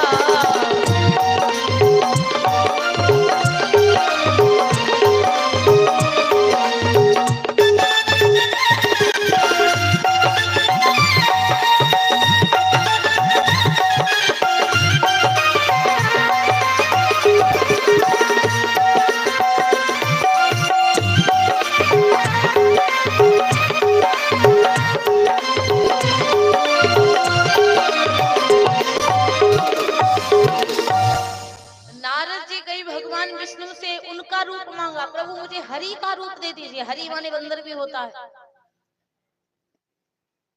भगवान ने कहा प्रभु मुझे अपना रूप दे दीजिए। और जब भगवान से बोले प्रभु अपना रूप दे दो, इनकी बुद्धि पलट गई लड़की को देखकर। उसमें लिखा हुआ था कि जो यह बरई अमर सोई होई, मतलब पहले से ही अमर होगा, जिससे कन्या का विवाह होगा।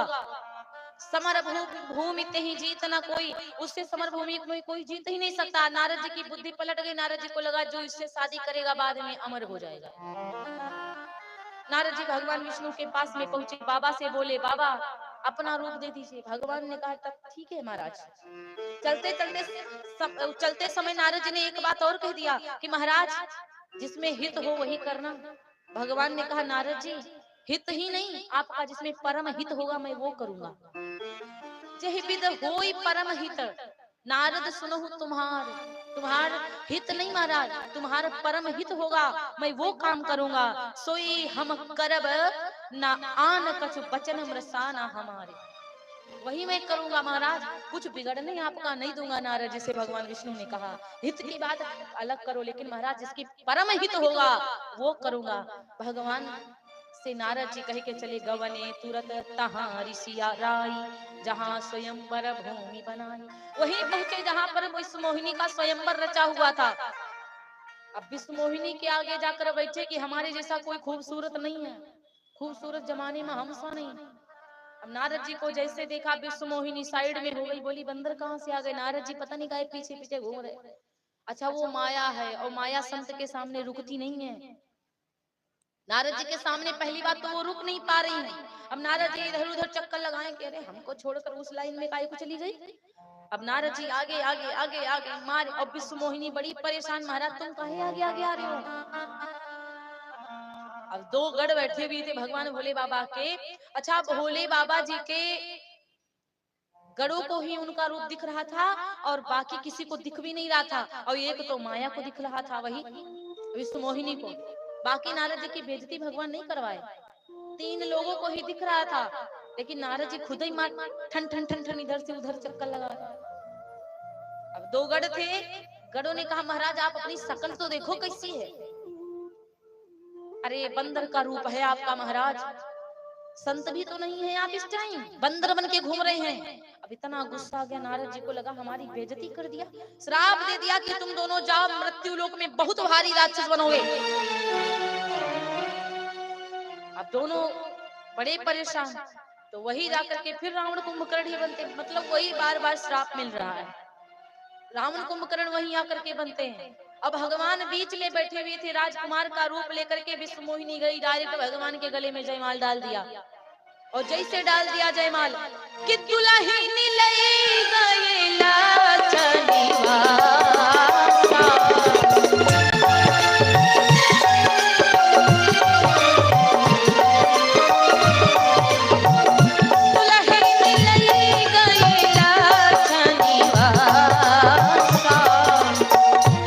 समाज सब भरे मुनिरा।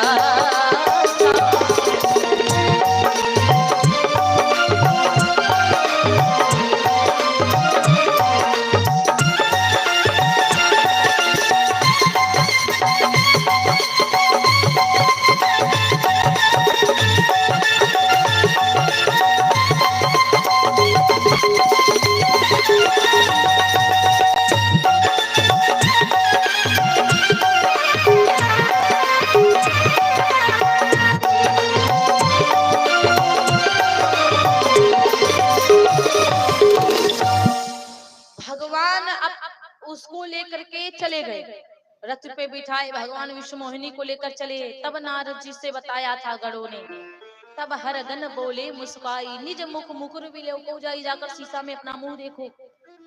बेसु बिलोक क्रोध यत बाढ़ा, नारद जी अपना चेहरा देखकर इतना क्रोधित हो गए, इतने ही श्राप दीना अति गाढ़ा, श्राप दे दिया गणों को, तुम राक्षस बन जाओगे, मेरा अपमान कर रहे तुम दोनों।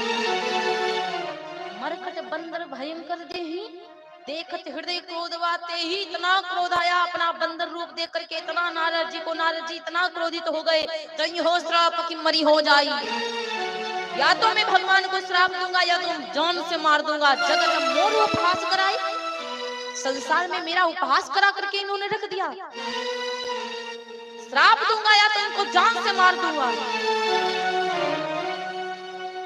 नारद जी क्रोध में ढूंढते चले जा रहे हैं भगवान विष्णु को। भगवान विष्णु अरे बीचा ही पंख मिले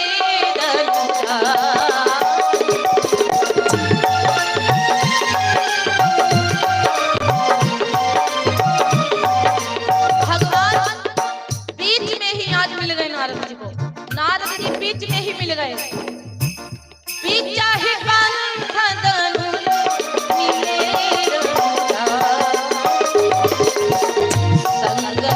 रमा सोई राजकुमारी।